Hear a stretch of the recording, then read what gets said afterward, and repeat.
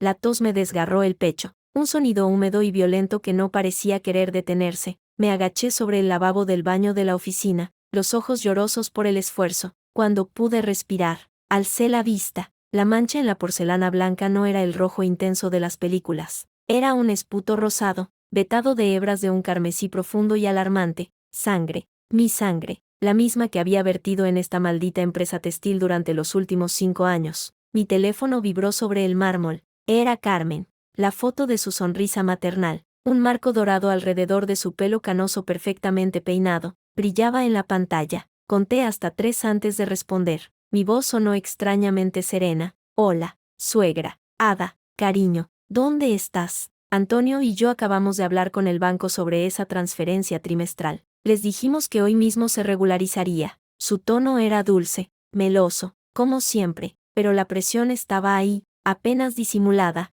Estoy terminando unos papeles. Carmen, la transferencia está programada, llegará esta tarde. Tragué saliva, sintiendo un regusto metálico. Todo en orden. Eres un ángel. No sé qué haríamos sin ti. Este mes, con los gastos de la comunidad y ese viajecito que queremos hacer a la costa, ya sabes. Los médicos dicen que el aire del mar le sienta bien a Antonio. Nos tienes que cuidar. Hija, eres todo lo que nos queda. La frase, una y 1000 veces repetida, me atravesó como siempre, pero esta vez el dolor vino acompañado de un súbito y agudo escozor en el pecho. Lo sé, Carmen. No se preocupen. Yo me encargo de todo. Claro que sí, mi niña. Ven a vernos pronto. Te hago ese cocido que tanto te gusta. Pareces cansada por la voz. Colgué y me apoyé en el lavabo, mirando mi reflejo. El traje pantalón gris perla, impecable. La blusa blanca, el pelo recogido en un moño severo, pero la mujer que me devolvía el espejo tenía ojeras moradas, una palidez fantasmal y los labios secos y agrietados. Tenía 33 años, pero aquel rostro parecía haber vivido el doble. No fui a urgencias hasta que la vista se me nubló sobre los balances contables. Mi asistente, Paula, llamó a la ambulancia casi a gritos. El diagnóstico fue rápido y contundente. Una úlcera péptica sangrante, agotamiento extremo, deshidratación. Ha llegado usted al límite, señora Mena, dijo el médico, un hombre joven con ojos serios. El cuerpo no es una máquina, sino para. La próxima vez no estaremos hablando de una transfusión, sino de algo mucho peor. Carmen y Antonio aparecieron en mi habitación de hospital con un ramo de flores caro y caras de consternación perfectamente ensayadas. ¡Ay, pobrecita mía! Carmen se abalanzó a besarme, su perfume al lirio del valle invadiéndome, trabajando como una condenada. Te dije que delegaras más. Antonio, con su traje azul marino y su aire de antiguo empresario, asintió con gravedad. La salud es lo primero. Ada, la empresa es importante, pero no a este precio. Luego, colocándose las gafas, añadió, aunque hablando de la empresa, el contrato con los almacenes de Madrid, nos han confirmado que el pago entra mañana. Habrá que ver cómo encaja con la previsión de caja del próximo trimestre. Queremos que te recuperes, pero no podemos descuidar los ingresos. Hija, son tiempos difíciles. Ahí estaba, la sutil, inmutable coreografía, un poco de afecto, un poco de preocupación, y la dosis justa de presión económica, la misma que había sostenido mis hombros. Y mi vida, durante 5 años interminables, 5 años antes, Puerto de Barcelona, la llamada llegó al amanecer. La voz de Antonio, rota, irreconocible. Ada, es Carlos. Ay, ha habido un accidente. En el puerto, una reunión, se resbaló, el agua, muy oscura, corriente fuerte. No recuerdo el viaje en ave, solo recuerdo la cara de Antonio, ceniza, sosteniendo a Carmen, que gritaba y gritaba sin cesar, en brazos de una asistente social. La Guardia Civil fue clara. Carlos había ido a una reunión de negocios en un barco atracado. Había llovido. El muelle estaba resbaladizo, cayó al agua entre 2 embarcaciones. La corriente era fuerte, la visibilidad nula, la búsqueda había durado 3 días. Se daba por desaparecido, presuntamente ahogado. No se recuperó el cuerpo. Mi mundo se deshizo. Carlos, mi Carlos, el hombre de la sonrisa fácil que me había robado el corazón en la feria de abril, el que me prometió un futuro lleno de viajes y risas. Nos habíamos casado hacía solo 3 años. Ahora, solo quedaba un vacío insondable y el eco de sus padres deshechos. El funeral fue con un ataúd vacío. Fue entonces, entre lágrimas, cuando Antonio me tomó de las manos, sus ojos inyectados en sangre clavados en los míos. Ada, tú eres todo lo que nos queda ahora. Eres nuestra hija. La empresa, Mena Textiles, es el legado de mi padre, de Carlos. Pero yo ya no tengo cabeza para nada. Mi corazón está hecho trizas. Y Carmen no puede ni levantarse de la cama. Sus lágrimas eran reales. Yo las vi caer. No confío en nadie más. Tú tienes talento, tienes coraje. ¿Podrías ocuparte tú? Solo hasta que nos repongamos. Carlos habría querido que fuera tú. Te lo ruego. ¿Qué podía decir? En medio de mi dolor. Su súplica fue un salvavidas, un propósito. Salvar la empresa de Carlos era una forma de mantenerlo con vida, un acto de amor, y su confianza, en medio de aquella tragedia, me conmovió hasta la médula. Sí, Antonio, lo haré, por Carlos, por vosotros. Si hubiera sabido entonces que aquel hasta que nos repongamos era en realidad un hasta que nos hayas arreglado el desastre que hizo nuestro hijo y nos hayas llenado otra vez los bolsillos, habría salido corriendo, pero solo vi a dos padres desconsolados depositando su último tesoro en mis manos. La realidad de Mena Textiles fue un baño de agua helada. Las cuentas no eran un lío, eran un laberinto de deudas ocultas, facturas pendientes de pago de proveedores desesperados, y contratos con clientes que amenazaban con irse a la competencia. Descubrí préstamos bancarios a corto plazo con intereses usurarios, y huecos en el inventario que no cuadraban con las ventas declaradas. Carlos, según pude reconstruir, había estado jugando a ser un gran empresario, invirtiendo en proyectos especulativos que nunca dieron fruto y tapando agujeros con más deuda. El negocio familiar, una sólida fábrica de tejidos de algodón y lino, estaba al borde de la quiebra técnica. Pasé los primeros 6 meses durmiendo 4 horas al día, muchas veces en el sillón de mi nueva y fría oficina. Aprendí sobre telares, sobre hilos, sobre plazos de entrega, negocié con bancos desconfiados, supliqué a proveedores, recuperé clientes uno a uno con la única arma que tenía, honestidad y trabajo duro. Fui la primera en llegar y la última en irme, convertí la pena en combustible,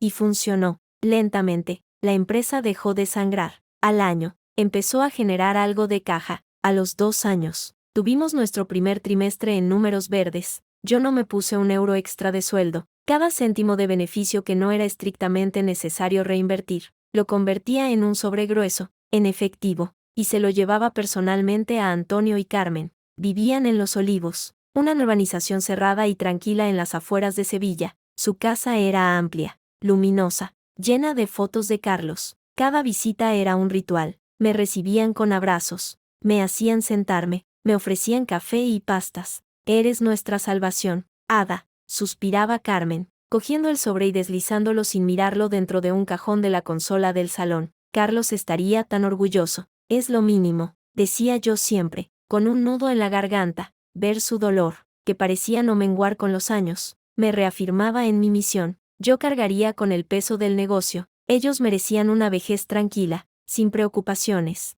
Era lo justo, lo que Carlos habría querido. No tenía vida, mi vida era la fábrica, las cifras, y esas visitas mensuales a Los Olivos. No salía, no conocía a nadie. Los pocos amigos que tuve se alejaron, cansados de una Ada que siempre estaba agotada, que siempre hablaba de trabajo. Yo no me quejaba, era mi cruz, mi penitencia, mi forma de honrar a mi marido y a sus padres, hasta que mi cuerpo dijo basta en forma de sangre en el lavabo. Una semana después del alta hospitalaria, el médico me había prohibido trabajar, pero prohibirme trabajar era como prohibirme respirar. Fui a la oficina, pero solo por media jornada, y llevé conmigo el sobre de ese mes, más abultado que nunca. Un trimestre bueno, pensé que les alegraría la noticia. Conduje hasta Los Olivos bajo un cielo plomizo de noviembre. El guardia de seguridad, un hombre mayor que ya me conocía, me saludó con una sonrisa cansada y levantó la barrera. Aparqué frente a la casa de mis suegros,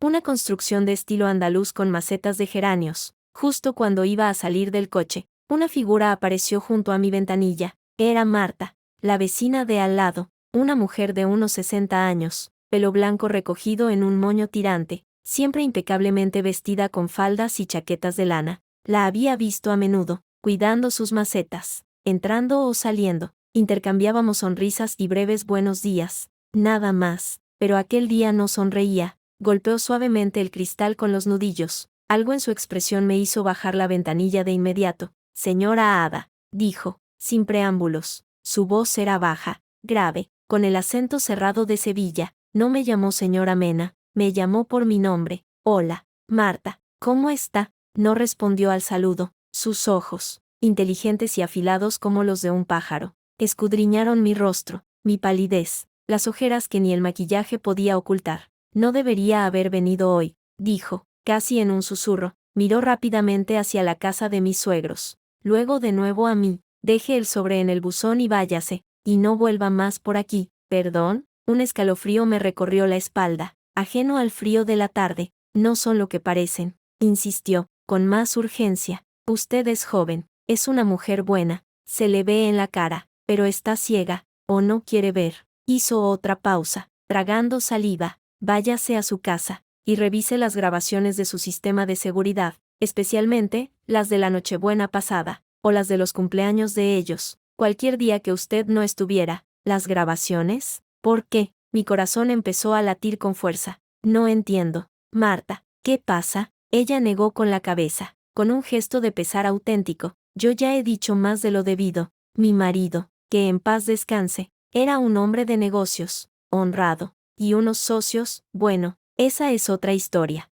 Me miró a los ojos. Confíe en su instinto, Ada, y deje de darle su dinero. No se lo merecen. Antes de que pudiera preguntar más, dio media vuelta y regresó a su casa con pasos rápidos, desapareciendo por la puerta principal. Me quedé inmóvil, con las manos aferradas al volante, sintiendo como el mundo familiar y doloroso en el que había vivido los últimos 5 años empezaba a agrietarse. ¿Qué quería decir? ¿Grabaciones? Yo tenía un sistema de alarma en casa, instalado tras la muerte de Carlos, más que nada por miedo a quedarme sola. Cámaras en la entrada y en el jardín, y una, solo una, en el salón, en un rincón alto, que había activado una vez para probarla y luego nunca más me había fijado. El servicio estaba contratado, grababa en la nube, pero yo nunca había revisado los vídeos. ¿Para qué? En mi casa solo estaba yo. El sobre, pesado como un ladrillo, descansaba en el asiento del copiloto. Miré hacia la casa de Antonio y Carmen. Las ventanas estaban cerradas. Por un momento, imaginé que una cortina se movía. Un sudor frío me cubrió la frente. No salí del coche. No cogí el sobre. Di media vuelta y salí de Los Olivos como si me persiguieran los demonios. Mi casa, el piso en el barrio de Triana que Carlos y yo compramos cuando nos casamos, estaba silenciosa y fría. Un mausoleo de recuerdos congelados. No encendí la luz. Me dejé caer en el sofá del salón, mirando fijamente el pequeño ojo negro de la cámara, casi invisible en el estante de arriba. ¿Qué demonios me había dicho Marta? Especialmente las de la Nochebuena pasada. La Nochebuena pasada, la recordaba con una claridad dolorosa. Había estado en la fábrica hasta tarde, lidiando con un problema de envío a Italia. Había llegado a casa pasada la medianoche, exhausta, y me había servido una copa de vino sola, viendo las luces de la calle, sintiendo el vacío más profundo de mi vida. La casa, silenciosa, ninguna cena familiar, ni risas, ni regalos, solo yo, con manos que empezaban a temblar. Abrí mi portátil, busqué el enlace del servicio de seguridad, un bookmark olvidado en mi navegador, introduje mi usuario y contraseña. La interfaz era espartana, un calendario, un listado de eventos activados por movimiento. Busqué la fecha, 24 de diciembre del año pasado, la Nochebuena. Había varios eventos. Uno, a las 21:07, en la cámara de la puerta principal, yo, saliendo por la mañana. Otro, a las 0:23, también en la puerta, yo, entrando, cansada, con el abrigo puesto. Ese era yo, pero había otro evento, intercalado, a las 22:11, también en la puerta principal, y luego, inmediatamente después, un evento en la cámara del salón. Mi pulso se aceleró hasta latirme en los oídos. A las 22:11 yo estaba en la fábrica, tenía los correos electrónicos enviados desde mi oficina para demostrarlo. ¿Quién? El cursor flotaba sobre el icono de reproducción del evento de la cámara del salón. A las 22:13, una miniatura borrosa mostraba figuras en movimiento. Respiré hondo, como antes de saltar al vacío, y hice clic. La imagen, en alta definición, llenó la pantalla. Era mi salón, iluminado por la lámpara de pie que yo siempre dejaba encendida cuando no estaba. La puerta de entrada, al fondo del plano, se abría, y entró Antonio primero, riendo, quitándose una bufanda. Detrás de él, Carmen, frotándose las manos como si tuviera frío, y luego, un hombre, alto, con un abrigo oscuro, la cabeza ligeramente agachada. Cuando se dio la vuelta para cerrar la puerta, El perfil me detuvo el corazón, la nariz recta, la línea de la mandíbula. No, no podía ser. Él se volvió completamente hacia la habitación, sonriendo, diciendo algo que no se oía porque la cámara no tenía audio, pero su boca, su sonrisa, era la sonrisa que había amado, la sonrisa que lloré durante noches interminables. Era Carlos, mi marido, mi difunto marido, estaba en mi salón, vivo, sonriente, con sus padres.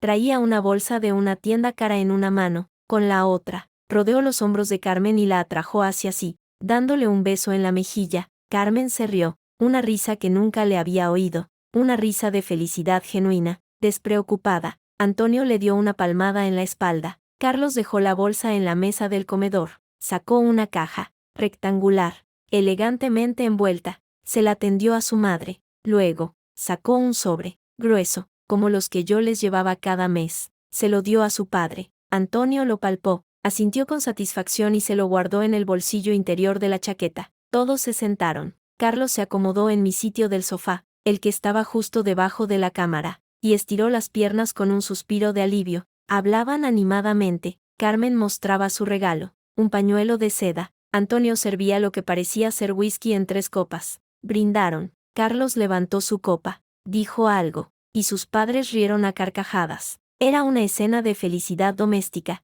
de reunión familiar, de amor, y yo no estaba en ella, yo no existía en ella, era la intrusa, la fantasma, la tonta útil que no estaba allí, que nunca había estado allí. Una oleada de frío glacial, más intenso que cualquier invierno, me subió desde los pies hasta la coronilla, paralizándome. Dejé de respirar. El mundo se redujo a la pantalla del portátil, a la imagen de mi marido, muerto y enterrado 5 años atrás, bebiendo whisky y riendo en mi salón. No sentí rabia al principio, no sentí dolor, solo un vacío absoluto, un desprendimiento de la realidad. Fue como si la persona que había sido, Ada, la viuda devota, la nuera sacrificada, se desvaneciera en el aire, dejando atrás solo un cascarón vacío y unos ojos que no podían apartarse de la horrible, innegable verdad. Carlos estaba vivo, había fingido su muerte, sus padres lo sabían, y yo había pasado 5 años matándome por ellos, por ellos. La tos regresó entonces, un espasmo seco y violento que me dobló sobre el teclado. Cuando pude alzar la vista de nuevo, con los ojos llenos de lágrimas provocadas por la tos, la imagen seguía allí.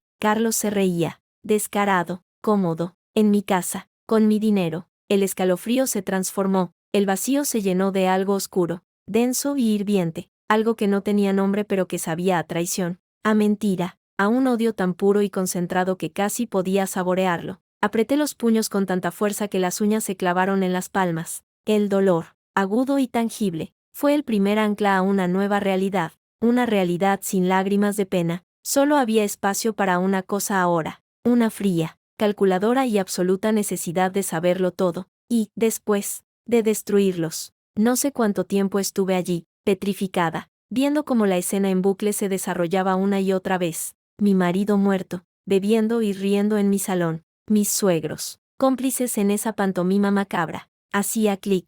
Otro día, 15 de enero, yo había estado en Milán, reunión con proveedores. 21:48, la puerta se abría. Los 3 entraban de nuevo. Carlos llevaba una bolsa de El Corte Inglés, otro sobre cambiaba de manos, otro brindis. Hacía clic. 14 de febrero, día de los enamorados. Yo había trabajado hasta tarde, bebiendo vino sola, llorando por el amor perdido. 22:30, ellos celebraban aquí, en mi casa. Carmen tenía rosas. Carlos sacó una botella de cava. Reían. Clic. 2 de abril, aniversario de la muerte de Carlos. Su aniversario de muerte. Yo había pasado el día en el cementerio, frente a la lápida vacía, congelada de frío y dolor. Por la noche, 21:15, ellos llegaron. Antonio abrazó a su hijo, con lágrimas en los ojos, pero eran lágrimas de alegría, de alivio. Celebraron que el engaño seguía en pie, celebraron mi estupidez. Un sonido gutural,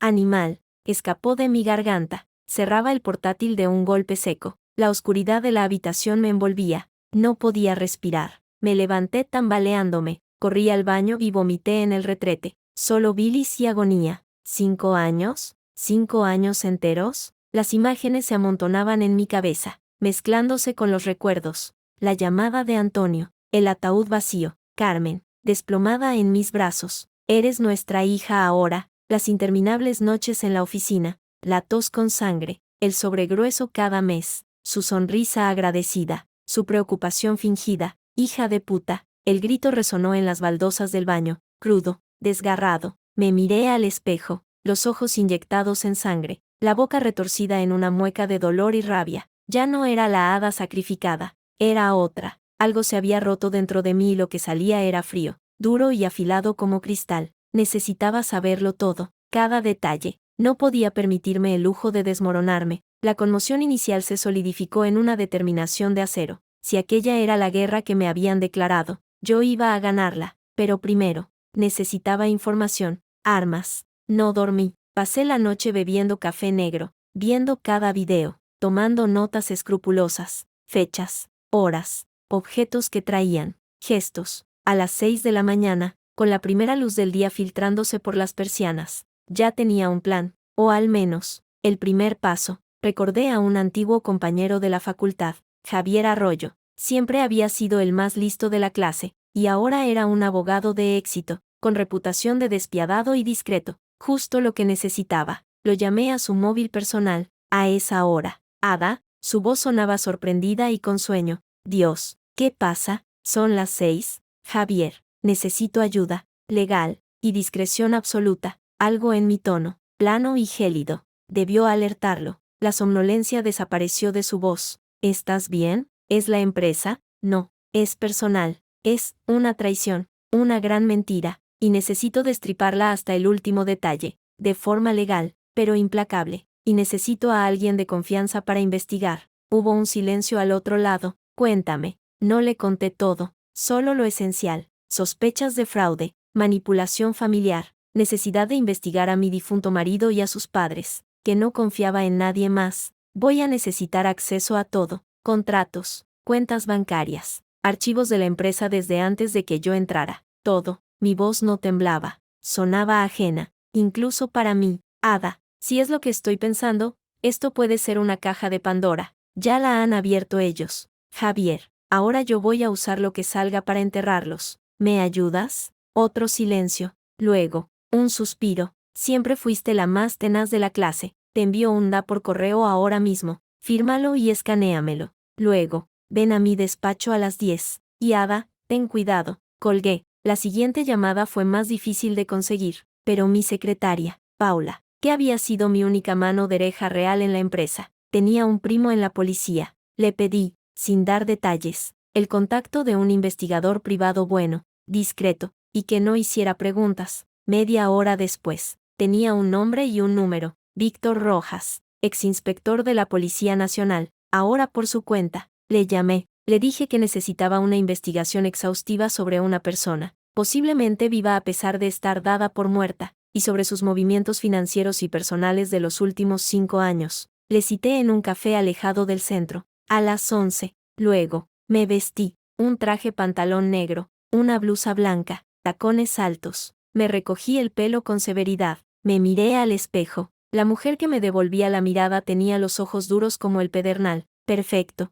Despacho de Javier Arroyo, calle Sierpes, Sevilla. Javier no había cambiado mucho, un poco más de calva, unas cuantas arrugas alrededor de los ojos, pero la misma mirada inteligente y rápida. Su despacho era moderno, minimalista, con vistas a la Giralda. Me hizo sentarme frente a un sofá de cuero. Cuéntamelo todo, Ada, sin omitir nada, y se lo conté, todo, el video, las visitas mensuales, la sospecha de Marta, mi agotamiento, los sobres de dinero. Mi voz sonaba monótona, como si relatara un caso ajeno. Solo al mencionar la imagen de Carlos, vivo y riendo, se me quebró ligeramente. Lo controlé al instante. Javier escuchó sin interrumpir, tomando notas en una libreta. Cuando terminé, dejó el bolígrafo sobre la mesa y se frotó la cara. Joder, Ada, esto es, de película, y de las malas. Es mi vida, Javier, y ha sido una mentira. Lo sé. Se levantó y se acercó a la ventana. Legalmente, es un campo de minas. Si Carlos está vivo, su declaración de fallecimiento es falsa. Eso es delito. Sus padres, como cómplices, también. Y la empresa, Mena Textiles. Tú has sido la administradora de facto, pero los titulares, los dueños legales, Son Antonio y Carmen Mena. Lo sé, si ellos te pusieron al frente sabiendo el desastre que era, y ocultándote que su hijo estaba vivo, podríamos argumentar dolo, mala fe, pero es complicado. Has firmado documentos, has tomado decisiones. Se volvió hacia mí. Necesitamos pruebas. De todo, de que él está vivo, de su paradero, de sus finanzas, y, sobre todo, necesitamos entender el por qué hicieron esto. El dinero, dije, sin dudar, siempre es el dinero, probablemente, pero necesitamos saber cómo, y desde cuándo. Se sentó de nuevo. Lo primero, dame acceso a todo lo de la empresa. Voy a auditar los libros desde antes de que llegaras, con lupa, y necesito una copia de esos vídeos. Luego, tu investigador privado, lo que encuentres será crucial. Mientras tanto, tú, ¿qué vas a hacer? Voy a actuar como si nada. Voy a seguir yendo a trabajar. Voy a seguir dándoles su dinero. Voy a sonreírles. Las palabras salían frías de mi boca, y voy a buscar en la empresa, en los archivos viejos. Tiene que haber algo que Carlos hizo, algún desastre que no pudo arreglar y por lo que decidió desaparecer. Javier asintió, lentamente. Una sonrisa fría se dibujó en sus labios. Buena, muy buena. Eres más dura de lo que pareces, Ada. Tenían que serlo. Respondí. Sobrevivir a tu propio marido te endurece. Sobrevivir a su mentira te convierte en otra cosa. Café La Esquina, barrio de Triana. Víctor Rojas era un hombre de unos 50 años, complexión fuerte, pelo corto y canoso, y unos ojos grises que no perdían detalle. No parecía un ex policía, parecía un profesor de universidad o un contable. Me gustó eso, la discreción hecha persona. Le resumí la situación, de nuevo, sin el desgarro, solo los hechos. Le mostré en mi tablet un fotograma del video, la cara clara de Carlos. Le di sus datos, los de sus padres, la dirección de Los Olivos. Le hablé de la supuesta muerte en el puerto de Barcelona. Necesito saber si está vivo, dónde vive, con quién, cómo se llama ahora, y cómo se financia. Cada céntimo. Puse un sobre en la mesa, por adelantado. Víctor ni siquiera miró el sobre. Sus ojos estaban clavados en la foto de Carlos. El puerto de Barcelona, hace 5 años. Recuerdo ese caso. Vagamente, desaparecido, presuntamente ahogado, sin cuerpo. Siempre huele mal. Esos casos. Alzó la vista hacia mí. Su mirada no era de lástima, era profesional, evaluadora. Usted quiere justicia, señora Mena, o quiere algo más. Quiero la verdad, dije, manteniendo su mirada. Luego, decidiré qué hago con ella, pero necesito saberlo todo, hasta la última mentira. Él asintió, tomó el sobre y lo guardó. La verdad suele ser fea. ¿Está preparada? Después de ver a mi marido muerto bebiendo en mi sofá, creo que puedo soportar cualquier cosa, señor Rojas. Víctor. Me llamo Víctor. Se levantó. Le llamaré cuando tenga algo. No me contacte usted, y cuide sus espaldas. Si esto es lo que parece, la gente con la que está tratando no tiene ningún reparo. Los días siguientes fueron un ejercicio de doble vida agotador. En la oficina de Mena Textiles, era la Ada de siempre, eficiente, un poco más pálida quizás, atribuible a mi reciente problema de salud. Firmé cheques, aprobé pedidos, me reuní con clientes, incluso llamé a Carmen. Hola, suegra, solo para deciros que este mes los dividendos serán un poco más altos. Ha ido bien el trimestre. Oh, cariño,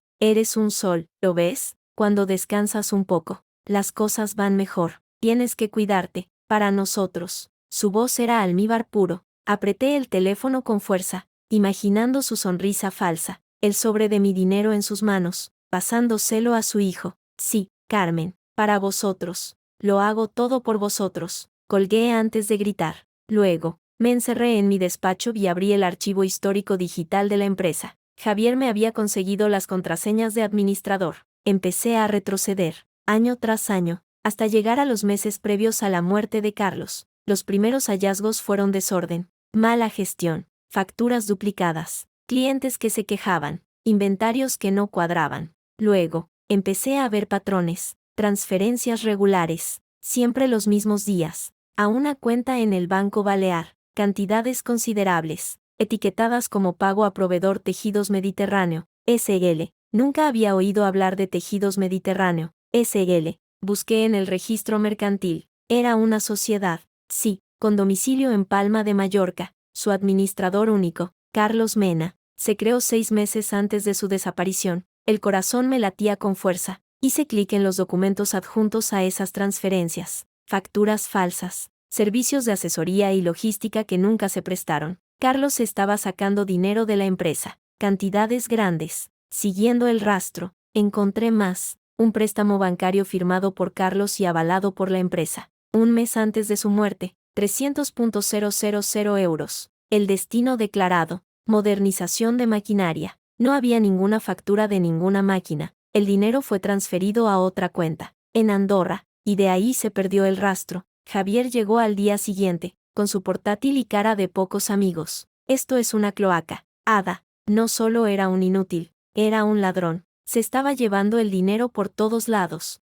Esas facturas falsas, el préstamo, y mira esto. Abrió un documento. Un año antes de desaparecer, firmó un contrato de suministro exclusivo con una cadena de tiendas de moda low cost. Un contrato enorme, con unas penalizaciones por incumplimiento, brutales. Lo miré, las cifras eran astronómicas, ¿y lo cumplió? Javier soltó una risa amarga, ni de coña. No tenía capacidad productiva. Incumplió los plazos de entrega de forma masiva. La cadena le reclamó. Las penalizaciones ascendían a casi $500,000. Ese juicio estaba a punto de celebrarse, justo cuando él decidió darse un paseo por el puerto de Barcelona. El aire se me escapó de los pulmones. La empresa estaba al borde de la quiebra. No al borde, Ada. Estaba en quiebra técnica, con las deudas, el préstamo, las penalizaciones. Mena Textiles era un cadáver. Tu marido no se cayó a ese agua. Se tiró a un barco que lo estaba esperando. Me juego lo que sea. Javier cerró el portátil con un golpe seco.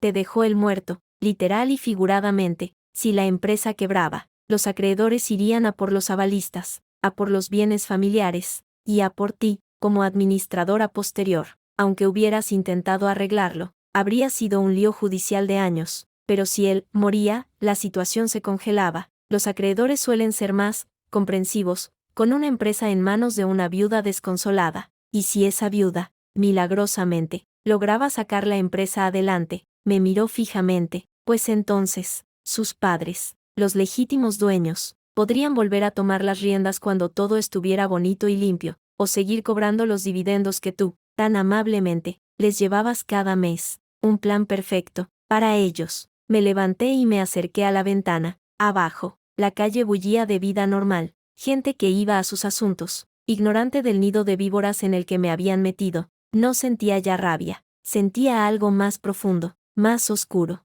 un odio frío y calculador. Necesito hablar con Víctor, dije, sin volverme. Necesito saber dónde está ese cabrón, y cómo vive. La llamada de Víctor llegó 3 días después. Me citó en un bar a las afueras, cerca de la estación de Santa Justa. Llegué primera. Él apareció 5 minutos después, con una carpeta de color marrón bajo el brazo. ¿Café?, preguntó, señalando mi taza vacía. No, información. Esbozó una media sonrisa. Como quiera. Abrió la carpeta. Dentro había fotos. Las cogí con manos que apenas temblaban. La primera era de Carlos, o de un hombre que se le parecía mucho. Llevaba el pelo más largo, con mechas rubias, una perilla bien recortada. Iba con gafas de sol, pero era él, inconfundible. Caminaba por una calle soleada, con palmeras al fondo. Llevaba una camisa de lino clara y pantalones claros. Parecía relajado, feliz. Es él, susurré. Se llama Carlos Martí ahora.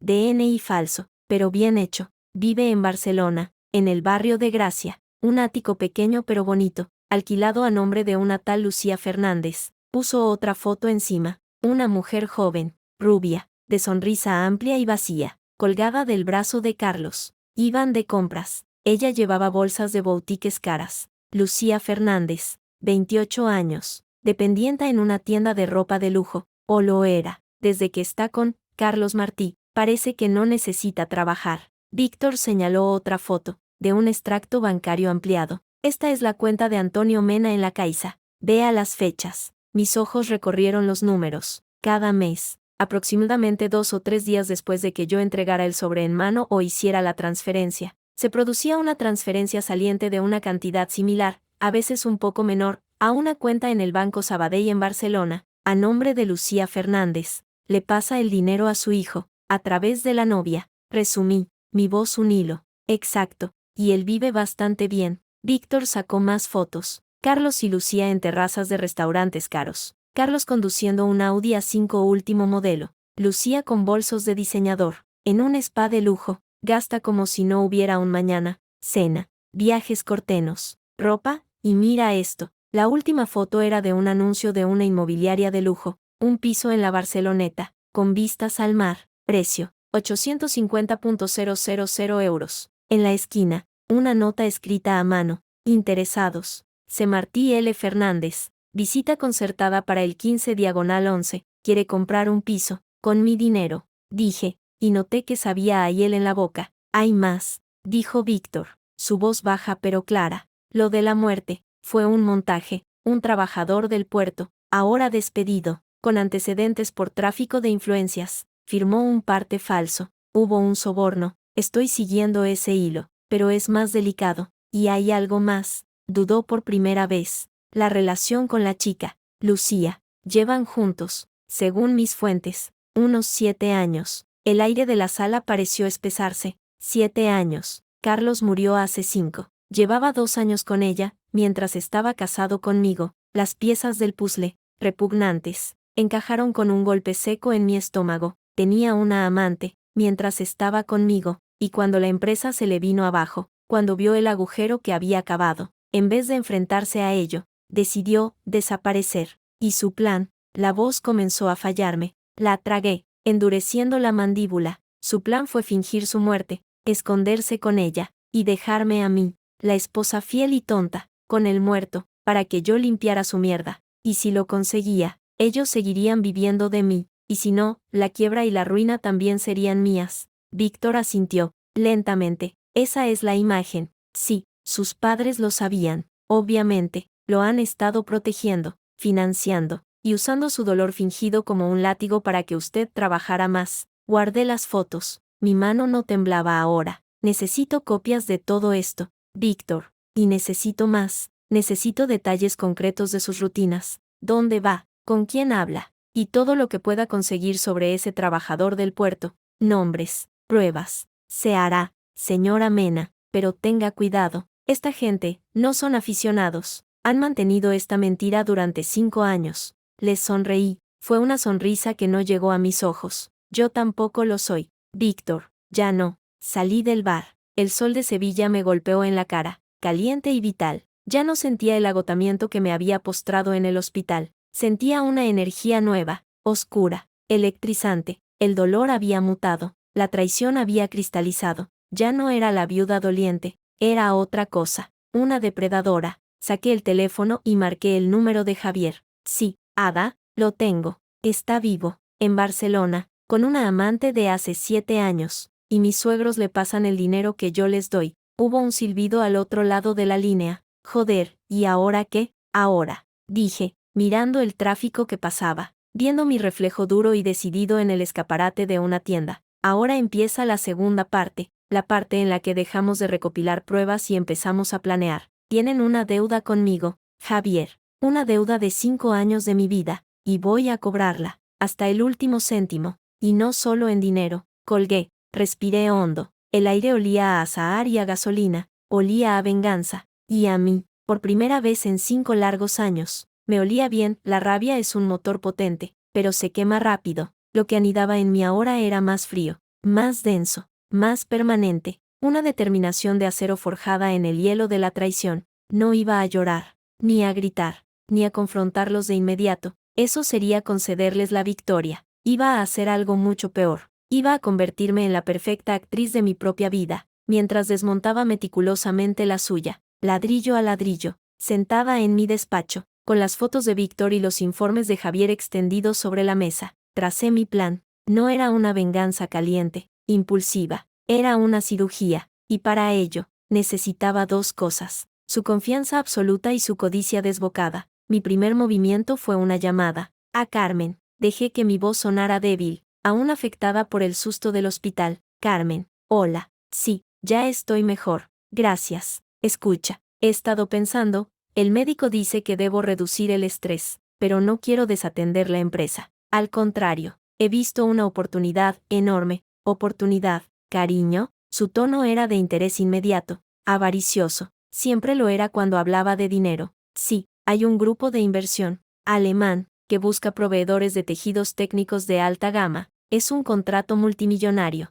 A largo plazo, podría cuadruplicar, incluso quintuplicar, nuestros beneficios actuales. Inyecté un temblor de emoción en mi voz, pero necesitan respuestas rápidas. Y la inversión inicial es fuerte, muy fuerte, para ampliar la planta, comprar nueva maquinaria. ¿Multimillonario? Antonio debía estar al lado, porque cogió él el teléfono. Su voz era áspera, directa. ¿De qué cifras estamos hablando? Ada, beneficios anuales estimados, solo de este contrato, rondarían los 2 millones de euros. Antonio, después de impuestos. Silencio, un silencio codicioso y elocuente al otro lado de la línea. Podía casi oír el sonido de sus mentes calculando, de los ojos de Carlos brillando a través de ellos desde su escondite en Barcelona. Es una locura. Ada, maravillosa, ¿qué necesitas?, preguntó Antonio, intentando sin éxito contener la ansiedad. Necesito vuestra autorización total, y necesitaré que la empresa, y quizás vosotros personalmente como aval, solicitéis una línea de crédito importante con el banco, para la inversión inicial.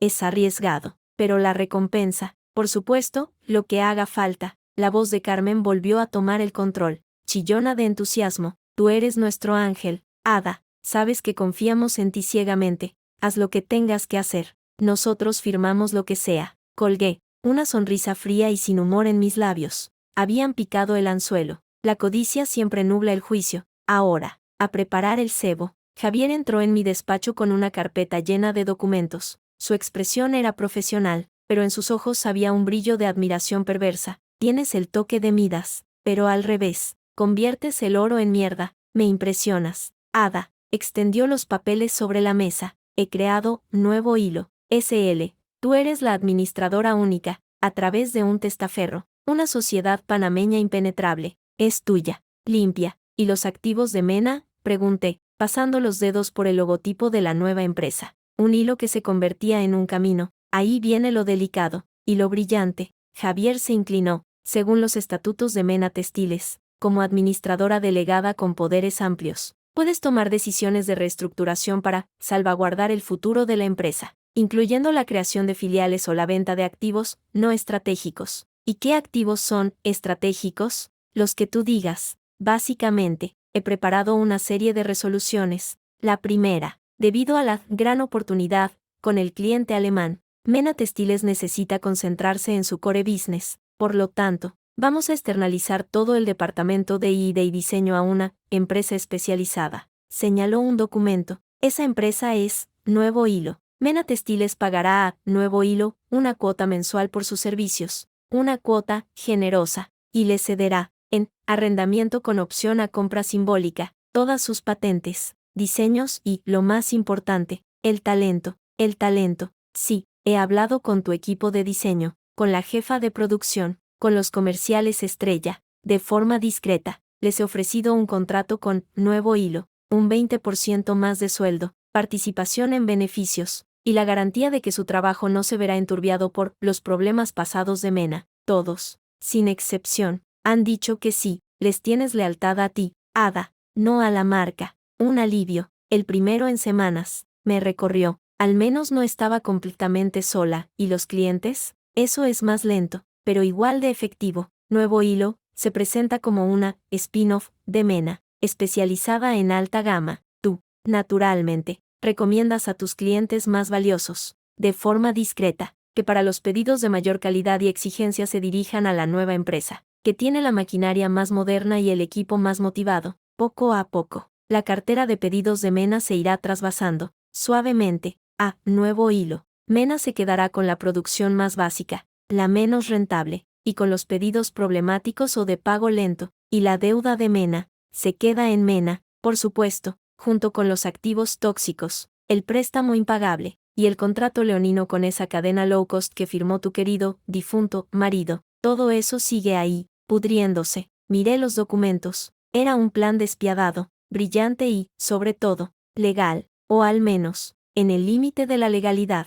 Javier era un artista. Firmaré todo, y quiero convocar una junta de accionistas, es decir, Antonio y Carmen, para presentarles el gran proyecto alemán y que firmen la apertura de la línea de crédito y estas reestructuraciones. Ellos firmarán cualquier cosa con tal de ver esos millones en el horizonte, dijo Javier, con una mueca. Son como niños frente a una piruleta, ciegos de avaricia. Perfecto, murmuré, tomando mi pluma. Firmé los documentos con una caligrafía firme y segura. Ada Mena, la viuda fiel, estaba muerta, firmaba Ada, a secas, la arquitecta de su ruina. Fui a ver a Marta unos días después. Llevé una caja de los mejores polvorones de Estepa. No era suficiente, pero era un inicio. Me abrió la puerta de su casa en Los Olivos. Su salón era acogedor, anticuado, lleno de fotos de una familia que ya no estaba. Me ofreció asiento y café. No hizo falta que me trajera nada. Hija, dijo, pero su mirada era amable. Por primera vez,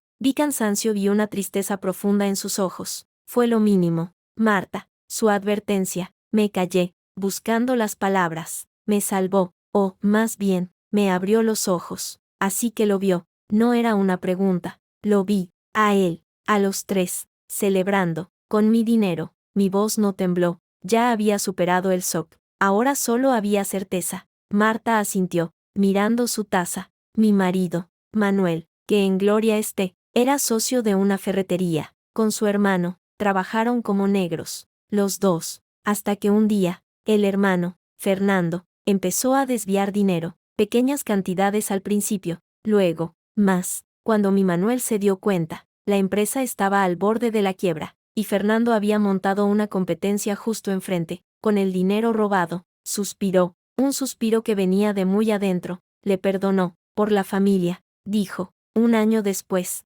Fernando, con tejemanejes legales, le echó de la empresa, la dejó a mi Manuel sin un duro, con deudas, y con el corazón roto. Murió al poco. De pena, digo yo. Lo siento mucho, Marta. Yo también lo siento, por usted, porque vi la misma mirada en usted que veía en mi Manuel cuando volvía a casa, destrozado, después de trabajar 16 horas para sacar adelante lo que su hermano estaba hundiendo. La mirada del que da todo por los que no lo merecen. Me miró fijamente. ¿Qué va a hacer ahora? Lo que tenía que hacer hace 5 años. Salvar lo que es mío, y asegurarme de que ellos paguen por lo que han hecho. Tenga cuidado, dijo, y cogió mi mano. Sus dedos eran delgados, huesudos, pero su agarre era fuerte. La gente que es capaz de una mentira tan grande, es capaz de cualquier cosa, y tienen mucho que perder ahora. Lo sé, por eso necesito ser más lista, y más fría. Marta me apretó la mano. Si necesita algo, un testimonio, un alibi,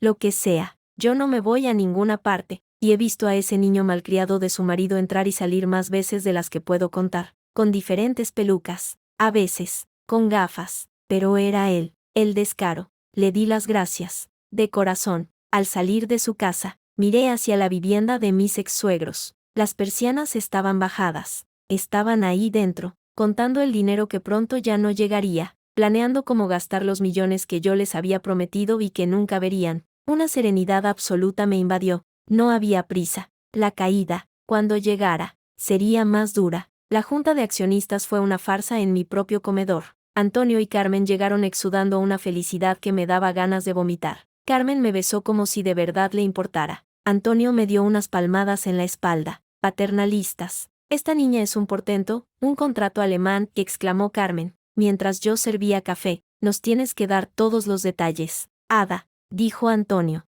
frotándose las manos. 2 millones de beneficio, es una barbaridad, es una oportunidad única, dije, con una sonrisa modesta. Extendí los documentos de Javier sobre la mesa, pero requiere movimientos rápidos. Necesitamos liquidez inmediata para la inversión inicial, y necesitamos reestructurar la empresa para ser más ágiles, más competitivos. Les expliqué, con términos sencillos y halagüeños, el plan. Como íbamos a externalizar el departamento de ID a una empresa socia especializada, nuevo hilo, para ahorrar costes fijos y acceder a tecnología punta. Como íbamos a solicitar una línea de crédito puente de 1 millón de euros, avalada por la empresa y, para dar más confianza al banco, por sus patrimonios personales. ¿Nuestras casas?, preguntó Carmen, un destello de duda asomando por primera vez a sus ojos. Es un mero trámite, Carmen. El banco lo exige. Con un contrato de esta envergadura, el riesgo es cero. En 1 año, habremos devuelto el crédito y los beneficios empezarán a llover. Podréis compraros otra casa. Si queréis.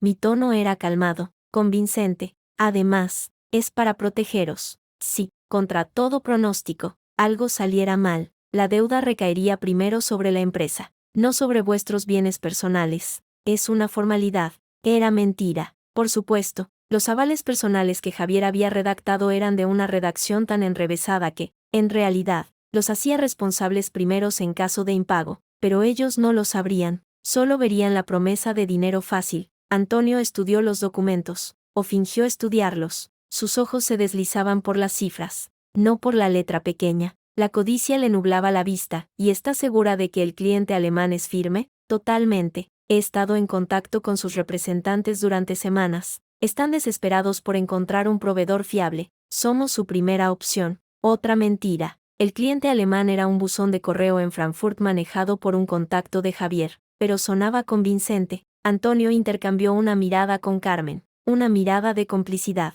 de avaricia satisfecha, la misma que debían intercambiar cuando me veían llegar con el sobre lleno de dinero. Firmamos donde sea, hija, dijo Antonio, sacando su pluma de oro. Tú sabes de esto más que nosotros. Uno por uno, fueron firmando y sellando cada página. Cada firma era un clavo más en su propio ataúd financiero. Carmen firmó con una risita nerviosa. Imagínate, Antonio, con lo que va a entrar. Podríamos hacer ese viaje a las Maldivas que siempre hemos querido. Y más, mujer, y más, dijo él, con una sonrisa de lobo. Yo sonreí con ellos. Y más. Mientras la maquinaria legal se ponía en marcha, Víctor siguió informando. Sus mensajes eran concisos y letales. C. Martí y L. Fernández han reservado un fin de semana en París. Hotel de lujo. Vuelo en primera. L. Fernández ha sido vista en una joyería de Passage de Gracia. Se interesó por un anillo de compromiso. Precio: 25.000 euros. Transferencia recibida en cuenta de L. Fernández desde cuenta de Amena. Cantidad: 40.000 euros. Fecha: ayer. Justo el día después de que yo les entregara el dividendo especial adelantado para gastos de la operación alemana, mi dinero, financiando el anillo de compromiso de la amante de mi marido. La ironía era tan negra que casi me hizo reír. Un día, Víctor me envió algo diferente, un breve video, tomado con un teleobjetivo desde lejos. Era Carlos, o Carlos Martí, en una terraza de la Barceloneta. Llevaba una camisa hawaiana ridícula y unas gafas de sol enormes. A su lado, Lucía, la rubia, se reía a carcajadas de algo que él decía. Él la rodeó con el brazo, la atrajo hacia él y le dio un beso en la boca, largo, posesivo. Luego, separó la cara, sonrió, y dijo algo a cámara. Víctor había conseguido audio ambiental amplificado, y cuando entre el dinero de la operación esa de Alemania, cariño, nos compramos el ático de la Barceloneta, y de la luna de miel. ¿Qué te parece, Bali? Ella rió, dándole un golpe juguetón en el brazo. Eres un loco, pero me gusta como piensas. Apagué el video. No sentí dolor, solo un vacío resonante, y luego, una oleada de energía tan fría que me estremeció. Estaban planeando su futuro, con mi trabajo, con mi vida, con mi dinero. Sonreí, que lo disfrutaran, que hicieran sus planes, porque yo tenía otros planes para ellos, y no incluían áticos con vistas al mar. Las semanas siguientes fueron un torbellino de actividad silenciosa. Nuevo Hilo se constituyó oficialmente, sin fanfarria. Fui a una oficina modesta en un polígono industrial, lejos de Mena Textiles. Contraté a mi equipo, uno por uno, sus caras de alivio al firmar los nuevos contratos, al escapar de la atmósfera cada vez más asfixiante y sin futuro de Mena, fueron mi pequeño consuelo. Eran buenas personas, no merecían hundirse con el barco que yo estaba preparando para enviar al fondo. Los clientes clave empezaron a recibir llamadas y correos sutiles. Para la nueva línea de alta gama, le recomendamos que trabaje directamente con nuestro socio especializado, Nuevo Hilo. Toda la calidad de Mena, con mayor flexibilidad y tecnología. La mayoría aceptó, encantada. Yo seguía siendo Ada, la directora eficiente en la que confiaban. Mientras, en Mena Textiles, todo parecía normal. Yo seguía yendo a la oficina, firmando papeles, atendiendo llamadas, pero la savia, los proyectos buenos, el talento, se estaban trasvasando en silencio hacia mi nueva empresa. Mena se quedaba como un cascarón, ocupada en los tediosos trámites del megacontrato alemán, solicitudes de financiación, reuniones con bancos, que yo alargaba deliberadamente, informes interminables. Antonio llamaba casi a diario, ansioso. ¿Y el banco? Ada, ¿han dado el ok? Están siendo muy meticulosos, Antonio. Ya sabes cómo son los alemanes, y los bancos españoles. Más, pero todo va sobre ruedas. Paciencia. Y él tragaba, impaciente, soñando con Maldivas y millones. Una tarde, sentada en mi nuevo y austero despacho de Nuevo Hilo, revisando los primeros pedidos reales que empezaban a llegar, de clientes de verdad, no alemanes imaginarios, sonó mi teléfono móvil personal, un número desconocido, de Barcelona. Lo dejé sonar 3 veces. Luego, deslicé el dedo para contestar. No dije nada. Ada, la voz al otro lado era inconfundible. Había cambiado un poco. Era más grave, quizás afectada, pero era él, Carlos. El mundo se detuvo por un segundo. 5 años. 5 años sin oír esa voz, excepto en pesadillas y en vídeos mudos. La voz que juró amarme, la voz que me dijo que volvería pronto de su viaje a Barcelona. La voz de un fantasma que ahora me llamaba desde el más allá de su propia mentira. Contuve la respiración, dejando que el silencio hablara por mí.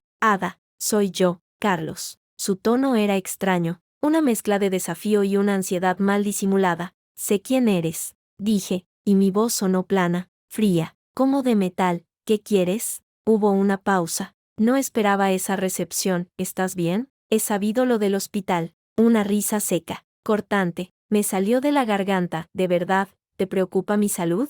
Qué conmovedor, Carlos. O debería decir, Carlos Martí. El silencio al otro lado fue absoluto. Podía oír su respiración, que se había acelerado. ¿Cómo? Da igual. Habla. ¿Qué quieres? ¿Necesitas que te envíe más dinero para el ático? ¿O es para el viaje a Bali? ¿Has estado espiándome? Su voz se quebró, entre el shock y el miedo. Llamémoslo, control de calidad. Quería ver en qué se gastaba mi sudor y mi sangre. Y la verdad, Carlos, tu gusto es bastante vulgar. La rubia es de lo más común. No hables así de ella, que estalló, y en su arrebato, se delató completamente. Era el Carlos de siempre, el que perdía los estribos cuando se sentía acorralado. ¿Qué te has creído? La empresa es de mis padres, no tuya. Tú solo eres la chica de los recados, una empleada bien pagada. Ahora sí, la rabia, esa rabia que había mantenido congelada, empezó a hervir dentro de mí, pero la contuve, la enfrié, la convertí en veneno. Una empleada que ha salvado el negocio que tú hundiste con tu incompetencia y tu robo, una empleada a la que has estado robando durante 5 años. A través de tus padres, se sienten orgullosos de tener un hijo que es un ladrón y un cobarde que finge su propia muerte. Cállate, no sabes de lo que hablas, tú no sabes lo que fue para mí, la presión, las deudas que tú creaste, y tu solución fue escaparte como una rata y dejarme a mí con el muerto. Grité, por primera vez. No pude evitarlo. ¿Y qué, Carlos? ¿Qué pasa? ¿Te ha entrado remordimiento? ¿O es que mamá y papá te han dicho que la gallina de los huevos de oro ha descubierto el engaño y estás asustado? Respiraba con fuerza por la nariz. Oía su respiración, agitada. Al otro lado, cuando habló de nuevo, su tono había cambiado. Era más bajo, más urgente, casi suplicante. Mira, Ada, sé que esto es complicado, pero podemos arreglarlo. Hablar, llegar a un acuerdo. No hace falta que esto vaya a más. ¿Un acuerdo? Pregunté, y mi tono gelino le heló la súplica. ¿Qué clase de acuerdo propones, Carlos? Que yo siga dirigiendo la empresa, que siga dándoos mi dinero, y tú sigas en Barcelona jugando a ser un hombre de éxito con el dinero que yo gano. ¿Ese es tu acuerdo? No, no es eso. Podemos reestructurar las cosas,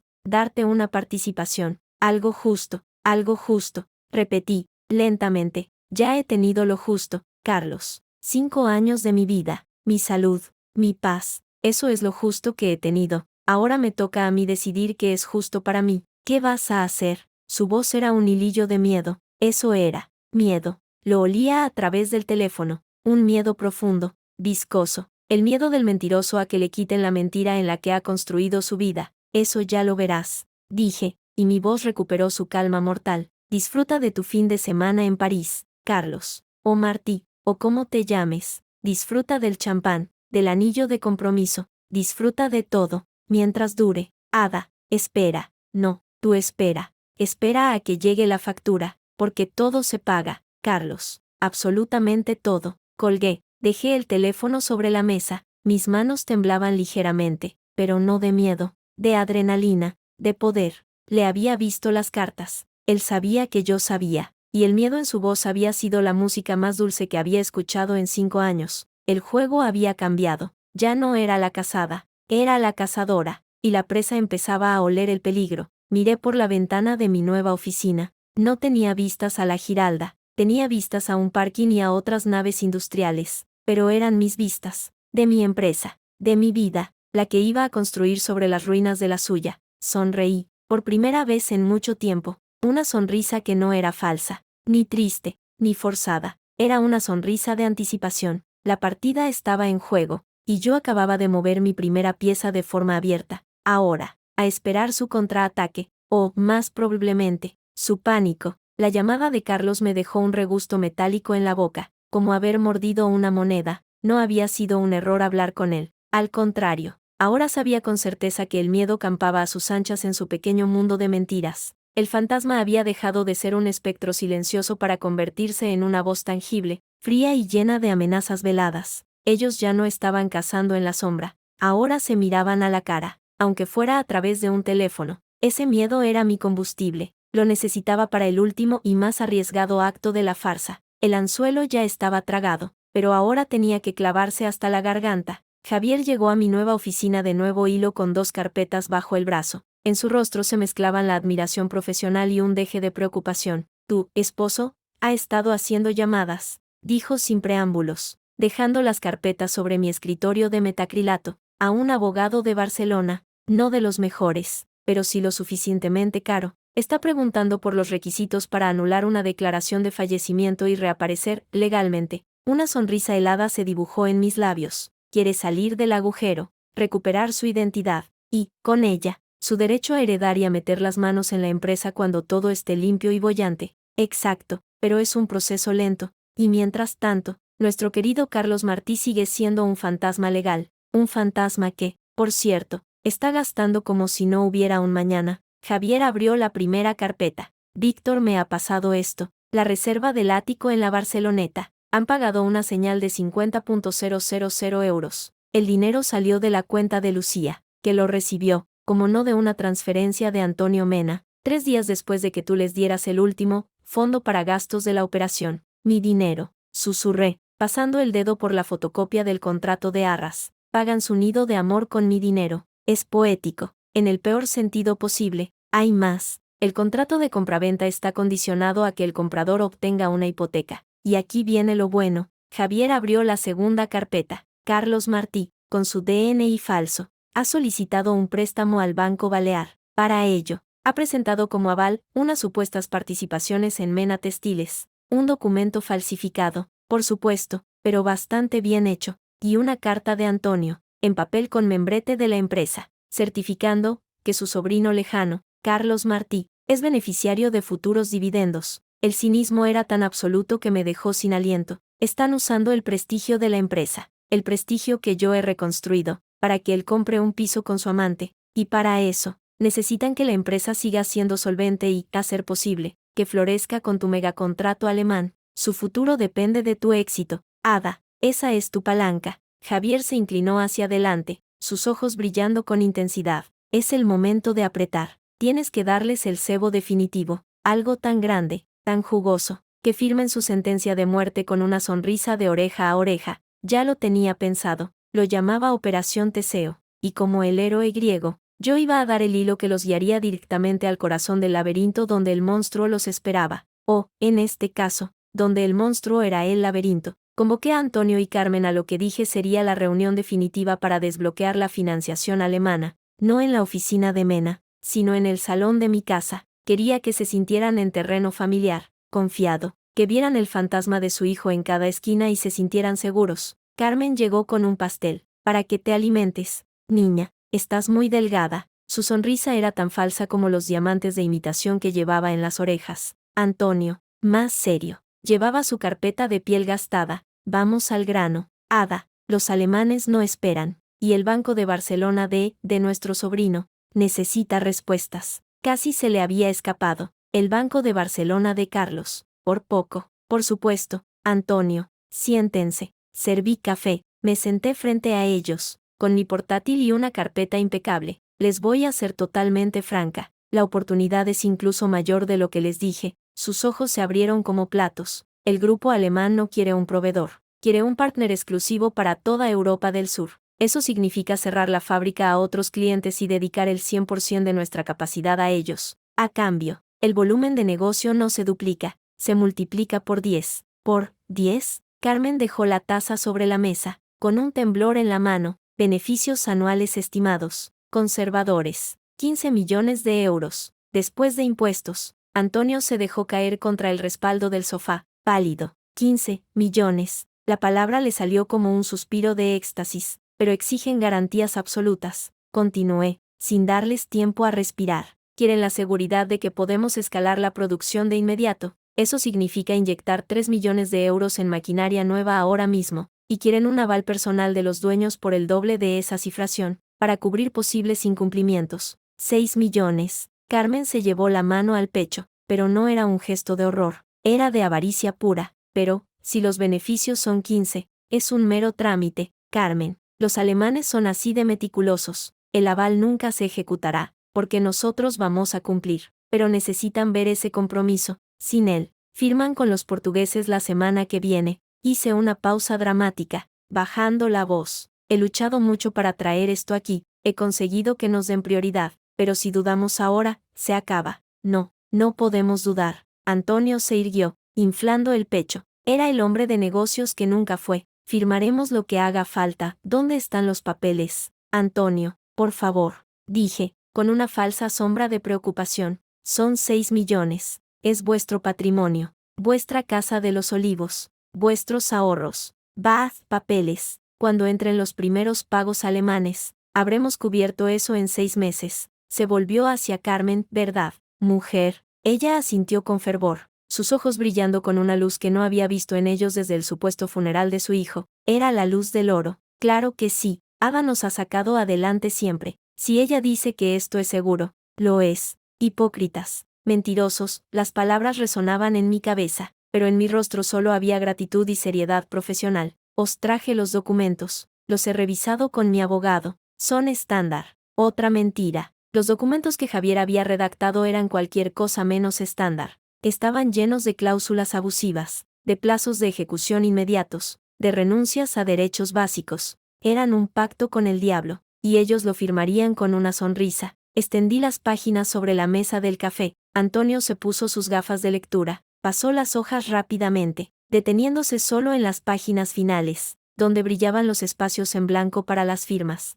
No leyó, no quería leer. La promesa de 15 millones de euros era un tapón en sus oídos y una venda en sus ojos. Firma aquí, Carmen. Y aquí, y aquí. Él iba señalando con su pluma. Carmen firmaba con su letra florida, sin pestañear. Luego fue él. Su firma, grande y arrogante. Cruzó el papel 1, 2, 3 veces, con cada trazo. Sentía como se hundían un poco más. Firmaban su ruina con la misma facilidad con la que yo había firmado, durante años. Los cheques que los mantenían. Ya está, dijo Antonio, exhalando satisfecho. Ahora, a por esos alemanes. Ahora, a por ellos. Repetí, recogiendo los documentos con manos que no temblaban. En mis manos tenía ahora el poder de destruirlos. Legalmente, irrefutablemente, os mantendré informados de cada paso. Eres un ángel, Ada, dijo Carmen, levantándose para besarme. Su perfume me revolvió el estómago. No sabes lo que esto significa para nosotros, para nuestra familia. Oh, sí que lo sé, pensé, mientras le devolvía el beso en la mejilla. Significa el fin de vuestra familia, tan pronto como se fueron. Llamé a Javier. Están firmados, todos los avales, incluida la hipoteca inversa sobre la Casa de los Olivos. Perfecto. Ahora, la fase 2. El contrato alemán, por la línea. Pude oír el tecleo rápido de su ordenador. He creado la entidad alemana ficticia, Nordwind Textil GmbH. Tiene una dirección en Frankfurt, un buzón de correos y una página web muy convincente. El director de compras se llama R. Schneider. He contratado a un actor, un alemán de verdad con un alemán impecable, para que hable contigo por teléfono cuando sea necesario. Y el contrato, una obra de arte, por un lado, es totalmente legítimo en su forma, pero las cláusulas técnicas, los plazos de entrega, los estándares de calidad, son imposibles de cumplir para una fábrica como Mena, incluso con nueva maquinaria. Cualquier intento de cumplirlos generaría unos costes que superarían con creces los ingresos, y las penalizaciones por incumplimiento. Dejó la frase en el aire. ¿Cuánto? El 100% del valor del contrato. Más daños y perjuicios. Una cifra que, sumada a los avales personales, los dejaría en la calle, literalmente, y lo más hermoso, según los documentos que han firmado hoy, Antonio y Carmen son responsables solidarios de cualquier penalización de Mena Textiles. Respiré hondo. Era despiadado. Era perfecto. Envía el contrato a Mena, lo firmaré como administradora. Luego, necesitamos que el banco alemán apruebe la financiación, la que tú controlas. Ya está todo listo. La transferencia de los 3 millones de inversión inicial llegará a la cuenta de Mena en 3 días. Dinero de verdad, de un fondo que controlo, porque para que la carnaza sea creíble, tiene que oler bien. Ellos verán el dinero entrar, y se lanzarán a gastarlo, en maquinaria que no sirve, en contratos con proveedores carísimos, y en seguir enviando dinero a su querido hijo en Barcelona. ¿Y cuándo se caerá el castillo de naipes? Cuando Nordwind Steel exija la primera entrega de prueba, en 90 días. Una entrega que, por supuesto, será técnicamente imposible, y entonces, ejecutaremos las penalizaciones y llamaremos a los avales. Será rápido y brutal. Colgué, me quedé mirando por la ventana. No había alegría en lo que estaba haciendo, solo una justicia fría, matemática. Estaba utilizando sus propias armas, la mentira, la codicia, la deslealtad, contra ellos. Me estaba convirtiendo, durante un tiempo, en algo parecido a ellos, pero era el precio, y estaba dispuesta a pagarlo. Los días siguientes fueron un frenesí en Mena Textiles. La noticia del contrato alemán corrió como la pólvora. Los 3 millones de euros llegaron. Antonio insistió en venir a la oficina para ver la transferencia con sus propios ojos. Se quedó mirando la pantalla del ordenador, con la boca entreabierta, como un niño ante una vitrina de golosinas. Es real, musitó. Claro que es real, Antonio, dije, desde mi sillón. Ahora empieza el trabajo duro. He encargado la maquinaria. Alemana, por supuesto, la más cara. Los proveedores de materias primas han subido sus precios un 20% en cuanto han olido el negocio, pero he negociado. Tenemos que empezar a producir muestras de inmediato. Lo que haga falta, gasta lo que sea necesario. Él estaba eufórico. Carmen y yo, estamos pensando en comprarnos un coche nuevo. Un Mercedes. Para cuando vengan los alemanes de visita, que nos vean con un buen coche. Gástalo. Pensé, gástalo todo. Por supuesto, os lo merecéis. Mientras, en Nuevo Hilo, la verdadera empresa prosperaba en silencio. Los clientes se consolidaban. Los primeros pedidos se enviaban a tiempo. El equipo trabajaba con una energía renovada, lejos de la atmósfera tóxica y ahora frenética de Mena. Yo dividía mi tiempo entre las dos, pero mi corazón y mi mente estaban aquí, en este espacio limpio y nuevo, construyendo algo que era mío. Víctor me mantuvo informada de los movimientos en Barcelona, con el supuesto respaldo del contrato alemán. Carlos había conseguido la aprobación de la hipoteca. La compra del ático en la Barceloneta se formalizó. Envió fotos. Carlos y Lucía brindando con cava en su nuevo salón vacío, con las vistas al mar de fondo. Lucía mostraba su anillo de compromiso a la cámara. Una piedra grande, vulgar. Coste, 28.000 euros. Pagados.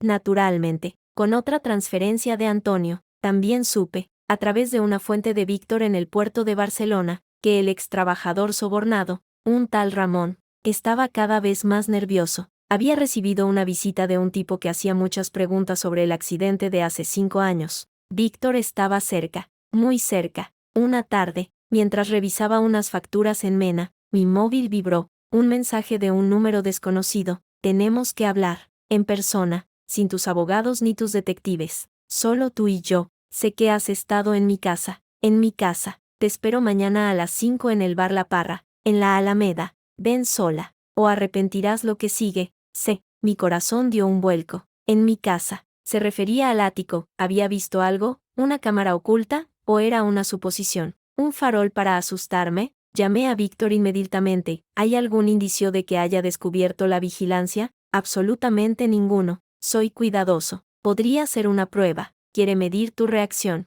Verte cara a cara. Es un clásico. El matón que quiere intimidar. No quería verlo. La idea de estar en la misma habitación con él, de oler su colonia, de ver sus ojos mentirosos, me provocaba náuseas, pero también sentía una curiosidad malsana, y, sobre todo, no podía permitir que creyera que me asustaba. Voy a ir, dije. Ada, no es buena idea. Es impredecible. Necesito verlo. Necesito asegurarme de que el monstruo es tan pequeño como recuerdo, y necesitaba, aunque no quería admitirlo, clavar la estaca final en el corazón del fantasma que había sido mi marido, pero tú estarás cerca, por si acaso. El bar La Parra era un lugar céntrico pero no demasiado concurrido a media tarde. Llegué 5 minutos tarde, lo vi sentado en una mesa al fondo, de espaldas a la pared, vigilando la entrada. Llevaba una chaqueta de cuero, gafas de sol dentro del local. Parecía un actor de serie B interpretando a un tipo duro. Al acercarme, se quitó las gafas. Sus ojos me escrutaron,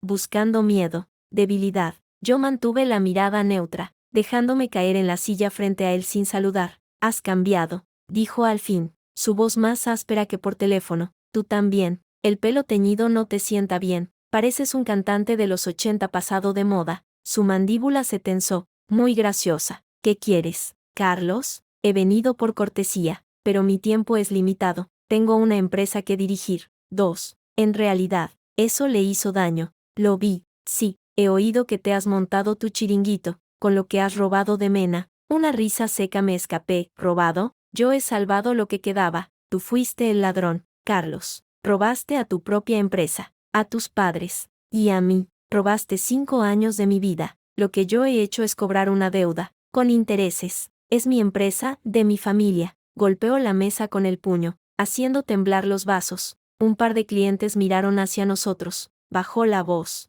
pero el renco le vibraba en cada palabra. «Tú no eres nadie, una advenediza. Y vas a dejar de jugar a los negocios y vas a devolver lo que es nuestro».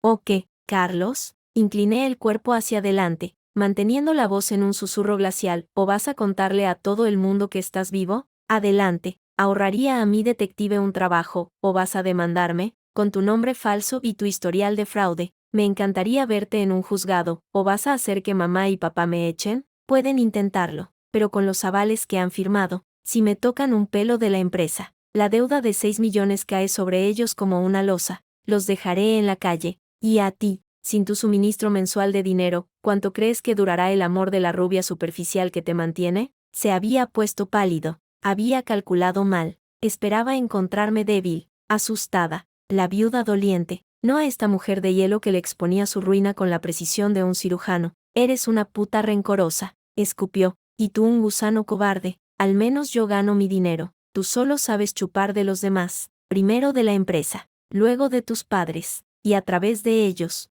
de mí. Se siente bien, Carlos, ser el hombre de la casa, el mantenido por la mujer a la que abandonaste. No te atrevas a hablar así y no sabes por lo que pasé». «Sí que lo sé». Mi control se resquebrajó por un segundo, y dejé que la rabia saliera, contenida pero feroz. «Sé que estabas hundiendo la empresa, sé que tenías una amante, sé que, en vez de enfrentarte a tu mierda, decidiste fingir que te morías y dejarme a mí, que confiaba en ti, que te quería, con el cadáver, y sé que durante 5 años has estado viviendo como un rey con mi esfuerzo, riéndote de mí con tus padres. Lo sé todo, Carlos. Y ahora, vas a pagarlo, hasta el último céntimo». Se había echado hacia atrás en la silla, como si mi rabia fuera un fuego que podía quemarlo. El falso atuendo de duro se había desmoronado. Ahora solo había un hombre asustado, acorralado, viendo cómo se desvanecía su mundo de mentiras. «Mi padre, él no te dejará hacer esto. Tu padre es un viejo avaricioso que ha firmado su sentencia con una sonrisa,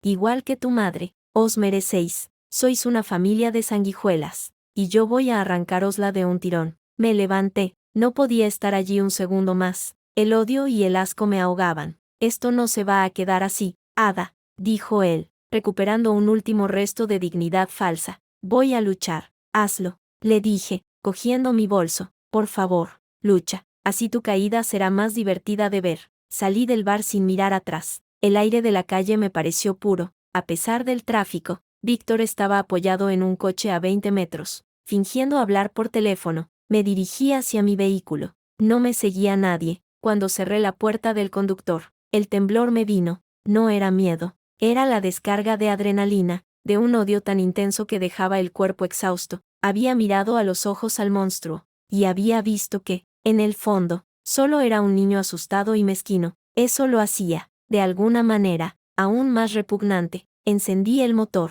En la guantera, entre papeles, asomaba la esquina de una foto vieja. La saqué. Era de Carlos y yo, en la feria de abril. Hacía una eternidad. Los dos reíamos. con sendos vasos de manzanilla en la mano. Yo llevaba un vestido de flamenca, él, un traje corto. Parecíamos felices, quizás. En un momento, lo fuimos. Rompí la foto por la mitad, y luego en más pedazos, hasta que solo quedó un puñado de confeti de recuerdos falsos. Lo eché por la ventanilla, al viento de Sevilla. No había vuelta atrás. La partida entraba en su fase final, y yo tenía todas las cartas. Ahora solo faltaba jugar la mano ganadora y ver cómo se desplomaba, no solo su futuro, sino todo el castillo de mentiras que habían construido sobre mi espalda. El festín de su codicia estaba a punto de convertirse en su última cena. 90 días. El tiempo exacto que tardó el castillo de naipes en desmoronarse. 90 días durante los cuales Antonio llamaba cada semana, a veces cada 2 días, con la misma pregunta obsesiva. Ada, ¿y los alemanes? ¿Qué dicen? La maquinaria ya está instalada, los operarios están formados, todo va según lo previsto. Antonio, paciencia. Schneider me ha confirmado que la primera orden de compra llegará la semana que viene. Mentira.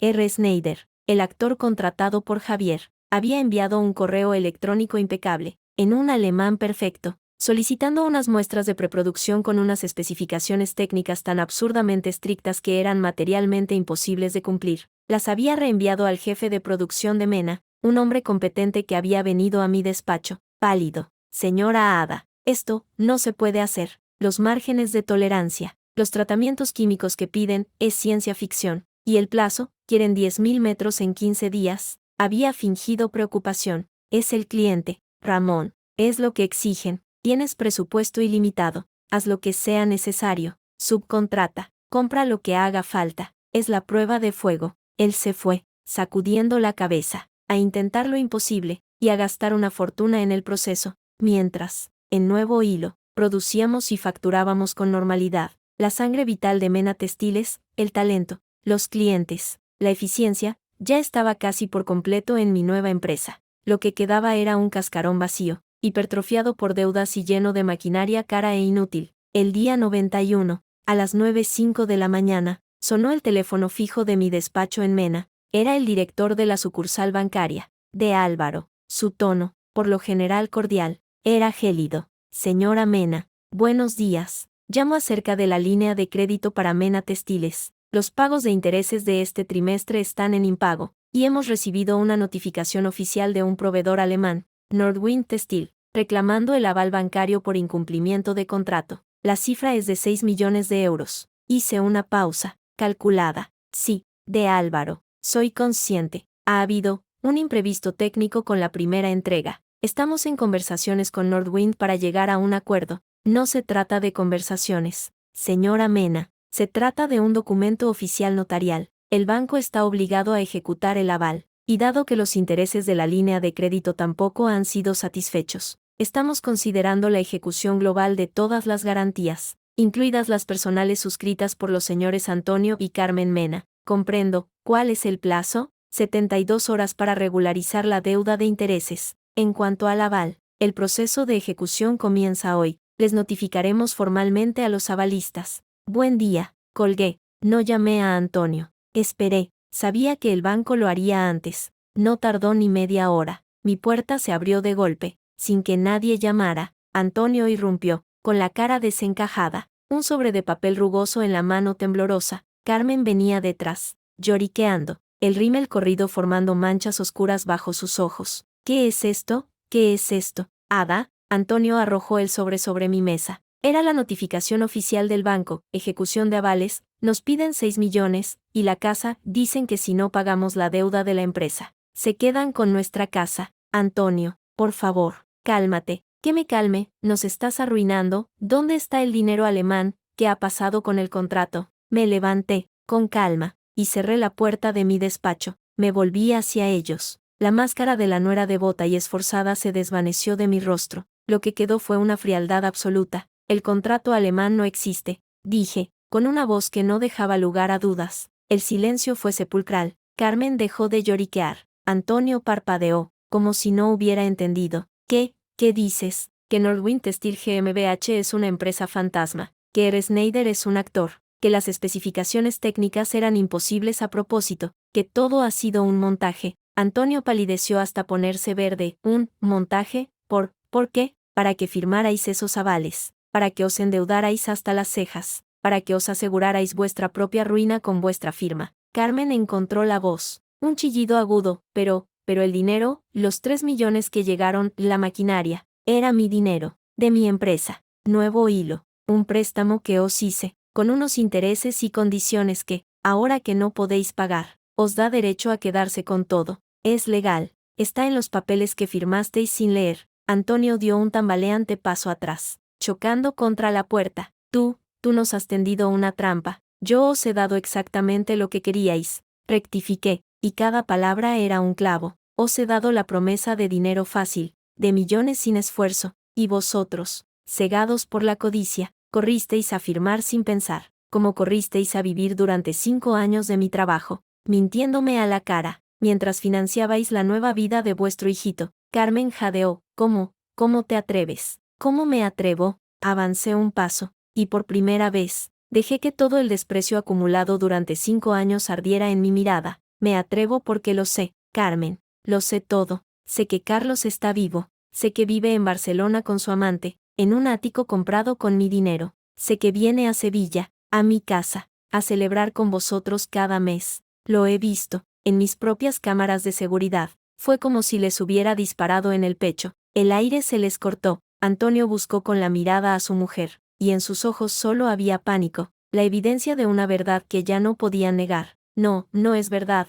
balbuceó Carmen, pero su voz no tenía fuerza. Sí que lo es, y sé más. Sé que Carlos hundió esta empresa, que se robó su dinero, que firmó contratos ruinosos, y que, cuando vio que no podía tapar el agujero, ideó este plan de mierda, fingir su muerte, y vosotros, en vez de pararle los pies, le ayudasteis, me usasteis a mí como un animal de carga, para que arreglara el desastre, para que os diera de comer, mientras le pasabais el dinero a él para que jugara a ser un don Juan en Barcelona. Él es nuestro hijo, gritó Antonio, recuperando algo de fiereza, la de un animal acorralado. Teníamos que protegerle, y a mí quien me protegió a mí. El grito me salió del alma, ronco, desgarrado. Quien me protegió de vosotros, de vuestras mentiras. Os dejé mi vida, os di mi salud, y vosotros, mientras os reíais de mí con vuestro hijo muerto, sois asquerosos. Carmen se dejó caer en una silla, sollozando de verdad ahora, de miedo, de vergüenza, quizás. Antonio clavaba en mí una mirada de odio puro.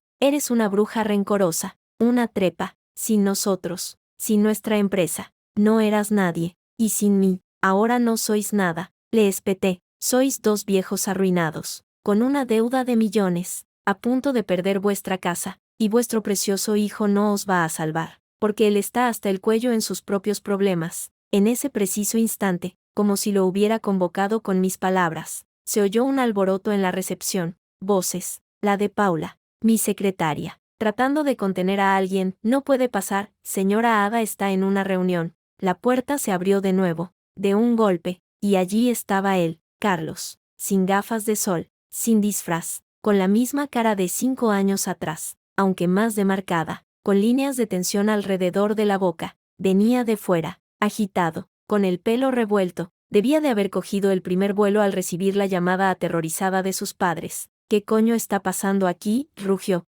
mirando a su padre pálido, a su madre llorando, y luego a mí. Sus ojos, al encontrarse con los míos, brillaron con un odio que superaba al mío.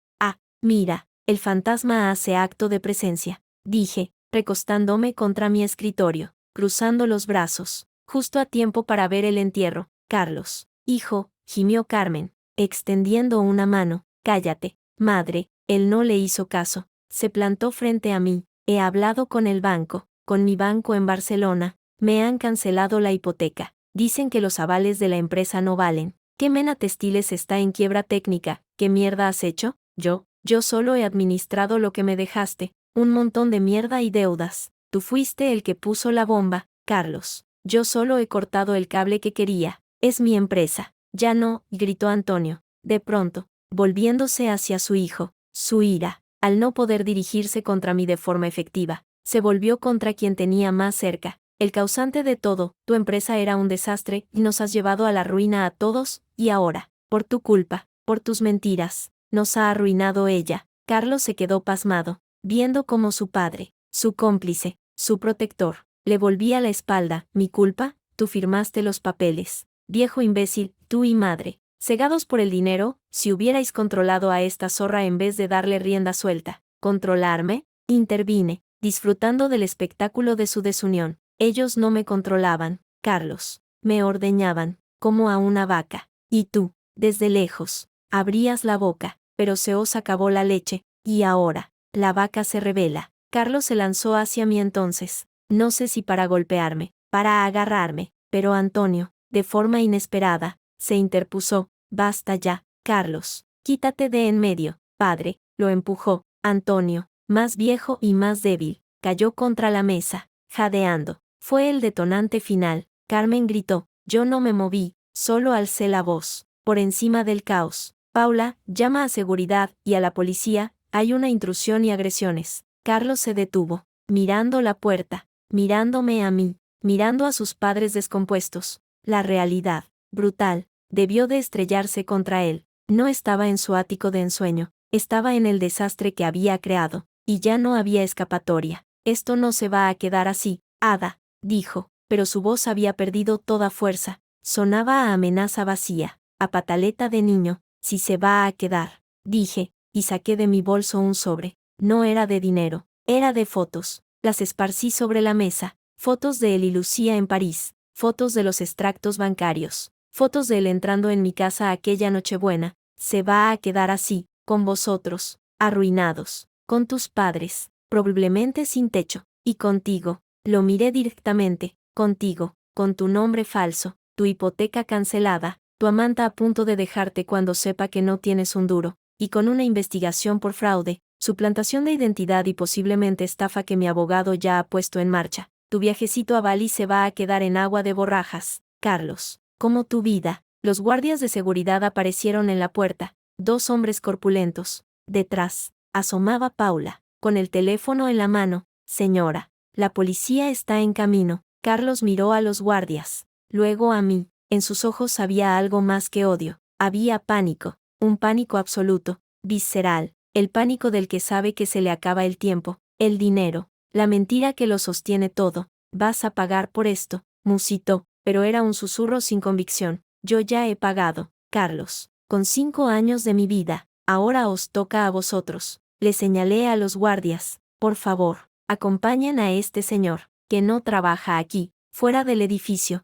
y a estos 2 señores también. Miré a Antonio y Carmen. Su presencia ya no es necesaria, ni bienvenida. Antonio intentó enderezarse, recuperar algo de su falsa dignidad. Esto no es el final, Ada, tenemos abogados, usadlos, gastad el poco dinero que os queda, solo acelerará el proceso. Carmen me miró, y en sus ojos ya no había falsa dulzura, ni fingida preocupación, solo había un odio envejecido y amargo. Dios te castigará. Él ya me castigó, respondí, serena, me castigó con vosotros. Los guardias se hicieron a un lado para dejar pasar a Antonio y Carmen, que salieron cabizbajos, derrotados. Carlos se resistió un momento, clavándome su mirada llena de veneno, pero al final, ante la presencia de los 2 hombres, bajó la cabeza y salió. El despacho quedó en silencio, solo se oía el leve zumbido del ordenador. Me acerqué a la ventana. Abajo, en la calle, los vi salir. Antonio y Carmen subieron a su Mercedes nuevo, el que se habían comprado con el dinero de la operación alemana. Carlos se quedó fuera, discutiendo con ellos a gritos, gesticulando. Antonio, al volante, le gritó algo y cerró la ventanilla de un golpe. El coche arrancó y se fue, dejando a Carlos solo en la acera,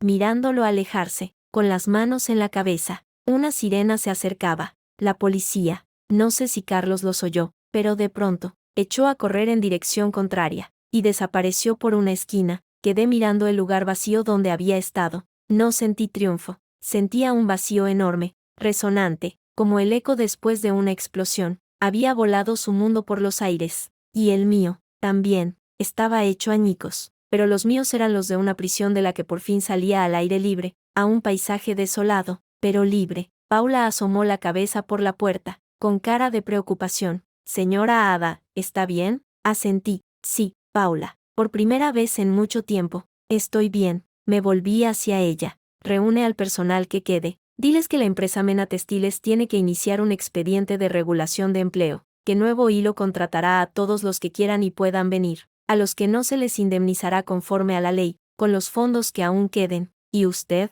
Yo me voy a mi oficina, a mi empresa. Cogí mi bolso y el portátil, di un último vistazo a este despacho, lleno de los muebles caros que Antonio había elegido, de los cuadros horteras que a Carmen le gustaban. Ya no era mío, nunca lo había sido. Al salir al pasillo, algunos empleados asomaban por las puertas, con caras de miedo y confusión. Les dirigí una pequeña inclinación de cabeza. No había nada que decir. La farsa había terminado, la caída comenzaba, y yo tenía que asegurarme de caer de pie, en mi propio terreno. Mientras salía del edificio, el sol de la tarde me dio de lleno, respiré hondo. El olor a azahar de Sevilla se mezclaba con el del asfalto caliente, un olor real, no el olor a papel podrido, a mentira y a traición de los últimos 5 años. La batalla en la sala de juntas había terminado, había ganado, pero la guerra por mi reputación, por mi futuro, por asegurarme de que nunca más pudieran levantarse, esa guerra acababa de empezar, y la siguiente fase era la más pública, y la más despiadada,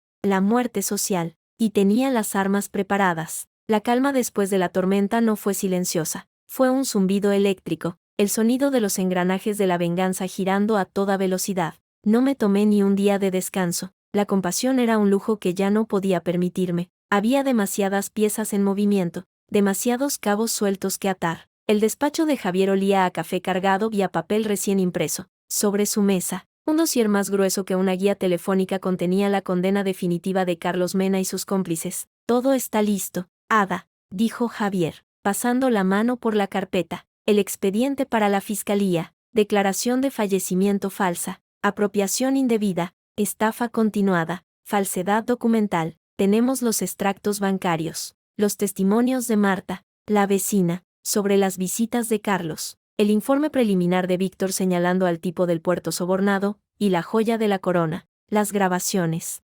Susurré, las grabaciones. Asintió, son la prueba irrefutable de que estaba vivo y coleando mientras todos, incluida Hacienda y la Seguridad Social, le daban por muerto, pero antes de que esto llegue a un juzgado, que tardará meses, si no años, está la otra cosa. Lo miré, la prensa, confirmó, con una sonrisa que no llegaba a sus ojos. No podemos dejar que controlen la narrativa. Si ellos salen con su versión de la no era ambiciosa que arruinó a la pobre familia, aunque no se sostenga, el fango se pegará, tenemos que golpear primero, y fuerte. Tenía razón. En Sevilla, las apariencias lo son casi todo, y yo necesitaba que la apariencia fuera la de la víctima que se convierte en justiciera, no en la arpía vengativa. ¿Tienes el contacto?, pregunté, de la periodista de investigación de El Diario de Sevilla, Silvia Rostro. Es buena, muy buena, y no le tiene miedo a nada. He filtrado algunos detalles, sin nombres, y ha mordido el anzuelo. Quiere la exclusiva. Respiré hondo. Exponer mi vida así, los trapos sucios de mi matrimonio, mi humillación, era aterrador, pero era necesario. Que venga, hoy. Silvia Rostro era una mujer de unos 40 años, pelo corto y oscuro, y unos ojos que parecían ver a través de ti. No derrochaba simpatía. Era profesional, directa. Le presenté el dossier, sin los nombres completos al principio. Le enseñé fotos pixeladas de las grabaciones, extractos bancarios con los números tachados, el informe sobre el puerto. Su expresión, inicialmente escéptica, se transformó en incredulidad y luego en una mezcla de indignación y fascinación periodística. Esto es de película, señora Mena, pero es muy grave. ¿Tiene pruebas de todo? ¿Está dispuesta a poner su nombre y su foto? Tengo todas las pruebas. Y sí, estoy dispuesta, pero bajo mis condiciones. Nada de sensacionalismo, hechos, datos. Y quiero que esto salga al mismo tiempo que presentamos la denuncia en la fiscalía, para que no tengan tiempo de reaccionar. Ella asintió, tomando notas frenéticas. Necesito verlo, todo, los vídeos originales, los documentos sin tachar, y necesito hablar con esa vecina, y con su detective, si es posible. Durante las siguientes 48 horas, mi vida fue un torbellino de reuniones secretas. Llevé a Silvia a ver a Marta, la anciana, seria y digna, contó todo lo que había visto durante 5 años. Era mi deber moral, dijo, con la voz firme. Lo que le hicieron a esta mujer es de lo peor que he visto. Víctor, por su parte, dio una versión profesional y seca de sus hallazgos, suficiente para dar credibilidad sin entrar en métodos cuestionables. Y yo le conté mi historia a Silvia, sin lágrimas, sin patetismo, solo los hechos. desde la llamada sobre la muerte de Carlos hasta el día en que los eché de mi despacho. Cuando terminé, mi voz estaba ronca, pero seca. Silvia me miró durante un largo rato. Va a ser un terremoto, dijo al final. Se va a armar la de Dios. Para usted también. Ya he vivido mi infierno privado, respondí. Ahora les toca a ellos vivir el suyo, público. El día de fue un martes, a primera hora. Javier y yo estuvimos en la Fiscalía de Sevilla, presentando la denuncia formal. A las 11 de la mañana, justo cuando los funcionarios empezaban a digerir el mamotreto de documentos, el sitio web de El Diario de Sevilla actualizó su portada, y allí estaba, el fantasma de los Mena, la viuda, el difunto, vivo y la estafa de los 5 años perdidos. El titular era grande, brutal, debajo, mi foto, una actual, profesional, con una mirada seria, y al lado, la foto de Carlos de la Nochebuena, captada de la grabación, con calidad suficiente para ser reconocible. El artículo de Silvia era una obra maestra de periodismo de investigación, frío, detallado, imparable, exponía punto por punto toda la mentira, el accidente amañado, la amante en Barcelona, el desfalco inicial de Carlos, mi trabajo de reconstrucción, los avales firmados por codicia, la tapadera familiar, incluía fotos de Carlos y Lucía en Barcelona, de los extractos bancarios, e incluso un audio, con la voz distorsionada, de mi confrontación telefónica con Carlos. Citaba a Marta, hablaba de la investigación de Víctor, no se dejaba nada, el efecto fue inmediato y nuclear, mi teléfono empezó a sonar y no paró en todo el día, periodistas de todos los medios, conocidos, clientes, proveedores. No contesté, solo envié un comunicado breve, redactado por Javier, confirmando la veracidad de la información y pidiendo privacidad en un momento difícil, mientras confiaba en que la justicia siguiera su curso. El teléfono de Antonio y Carmen, supuse, debió de reventar, y el de Carlos, bueno, el de Carlos dejó de funcionar a las 2 de la tarde. Víctor me informó, ha intentado ir a su banco en Barcelona, le han negado la entrada, 2 periodistas le estaban esperando, ha salido corriendo por la puerta de atrás. Lucía, ha hecho las maletas. He visto a una mudanza recogiendo cosas del ático, ella sola. ¿El ático? Está a nombre de los dos. Con la hipoteca cancelada y este escándalo, la inmobiliaria ya ha iniciado los trámites para rescindir el contrato de compra.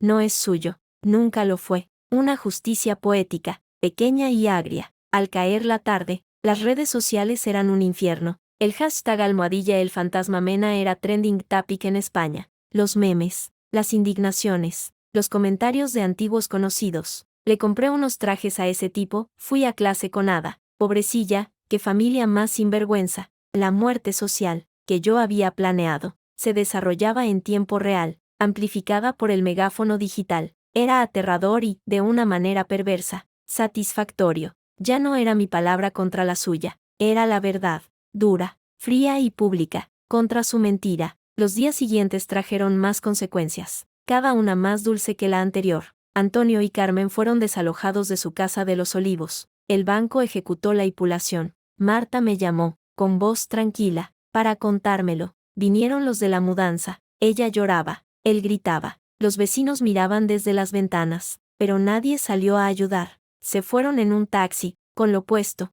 no sé a dónde. Supimos luego, a través de un contacto de Javier, que se habían ido a un pueblo perdido de la Sierra de Huelva, a casa de un primo lejano de Carmen, arruinados, deshonrados, y sin su hijo para consolarlos, porque Carlos, en su propio naufragio, no tenía tiempo para ellos. Carlos Martí, alias Carlos Mena, fue detenido por la policía 4 días después de la publicación del artículo. Lo pillaron intentando sacar dinero de una cuenta a nombre de Lucía con una tarjeta falsa. Los cargos: suplantación de identidad, fraude, estafa. La noticia de su arresto fue otra portada. En la foto, salía con una chaqueta encima de la cabeza, pero era inconfundible. Lucía Fernández dio una entrevista lacrimógena a una revista del Corazón, diciendo que ella era otra víctima, que no sabía nada, que él la había engañado, se había quedado con algunas joyas y se había esfumado de Barcelona. De él, nunca más se supo. Oh sí, sus abogados, de oficio, negociaban una reducción de condena a cambio de devolver lo robado,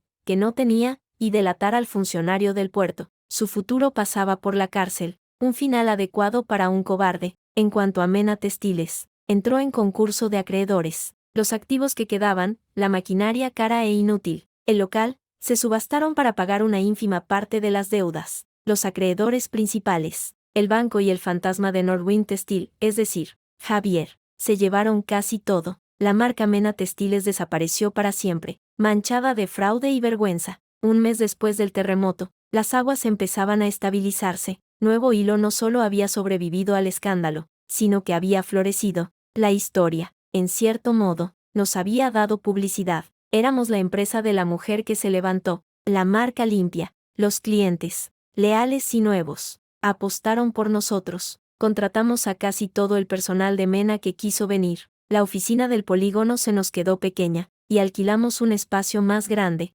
moderno, con luz natural. Una tarde, estaba en mi nuevo despacho, firmando un contrato de suministro con una marca de moda sostenible de Madrid, cuando Paula anunció: «Señora Ada, tiene visita, es el señor Arroyo, y trae algo». Javier entró, con su sonrisa habitual y una botella de champán francés. No era barata. «¿Celebramos algo?», pregunté, arqueando una ceja. «La sentencia», dijo, dejando la botella sobre la mesa, «acaba de salir». Conformidad. Carlos Mena acepta 3 años de prisión por estafa y falsedad documental. Renuncia a apelar. El tipo del puerto también ha cantado. A tus ex-suegros, el juez ha sido benévolo, por la edad, pero les ha embargado la pensión hasta que paguen una parte simbólica de la deuda. Básicamente, vivirán de la caridad familiar el resto de sus días. Me dejé caer en la silla. No sentí euforia, solo un alivio profundo, como el de quitarse un peso enorme de los hombros después de cargar con él durante una eternidad.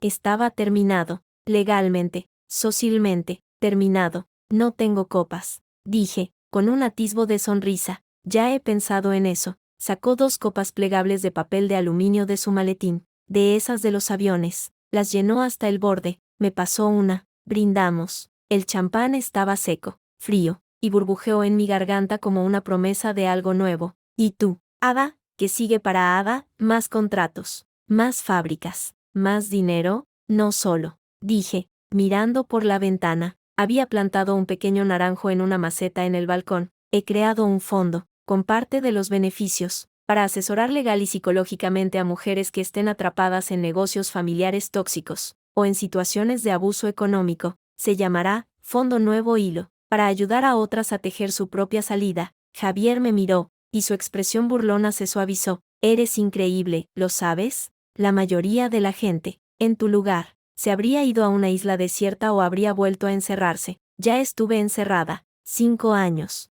No pienso volver». Bebí otro sorbo. «¿Y tú, qué? ¿Sigues salvando a damiselas en apuros legales?» «Solo a una en concreto», dijo, y su tono cambió, perdiendo la ironía profesional. Y estaba pensando que quizás esa damisela podría permitirse una noche sin pensar en contratos, fondos o fantasmas del pasado, que quizás podría aceptar cenar con su abogado, que, para variar, no le va a hablar de cláusulas penales. Le miré. Javier siempre había estado ahí, inteligente, leal, despiadado cuando era necesario, pero con un fondo de decencia que ahora veía con claridad. Había visto lo peor de mí, mi lado más frío y vengativo, y no se había alejado. Al contrario. «¿Esto es una cita, Javier Arroyo?», pregunté, con una media sonrisa. «Podría ser. Si la damisela en cuestión deja de ser damisela por una noche y se convierte simplemente en Ada, una mujer que me cae muy bien, desde la facultad, y a la que me gustaría conocer sin capas de dolor y de ira». Hubo un silencio, no incómodo, expectante. El champán seguía burbujeando en mi copa de aluminio, efímera y perfecta. «Tengo una condición», dije, «lo que sea, que el restaurante no sea alemán». Él soltó una carcajada, una risa real, cálida, que llenó la habitación. «Te lo juro, ni alemanes, ni contratos, ni fantasmas, solo tú y yo, y una buena paella, si te parece bien». «La paella me parece perfecta», respondí, y esta vez, mi sonrisa fue amplia, auténtica, y llegó hasta los ojos. Antes de la cita, había una última cosa que hacer. Fui al cementerio, a la lápida que decía Carlos Mena, 1985 a 2016, siempre en nuestro corazón. Las flores secas de hacía meses seguían allí, polvorientas. Nadie había vuelto a poner ninguna. Me arrodillé, no para rezar, sino para actuar. Con un destornillador que llevaba en el bolso, desatornillé con cuidado la placa de mármol.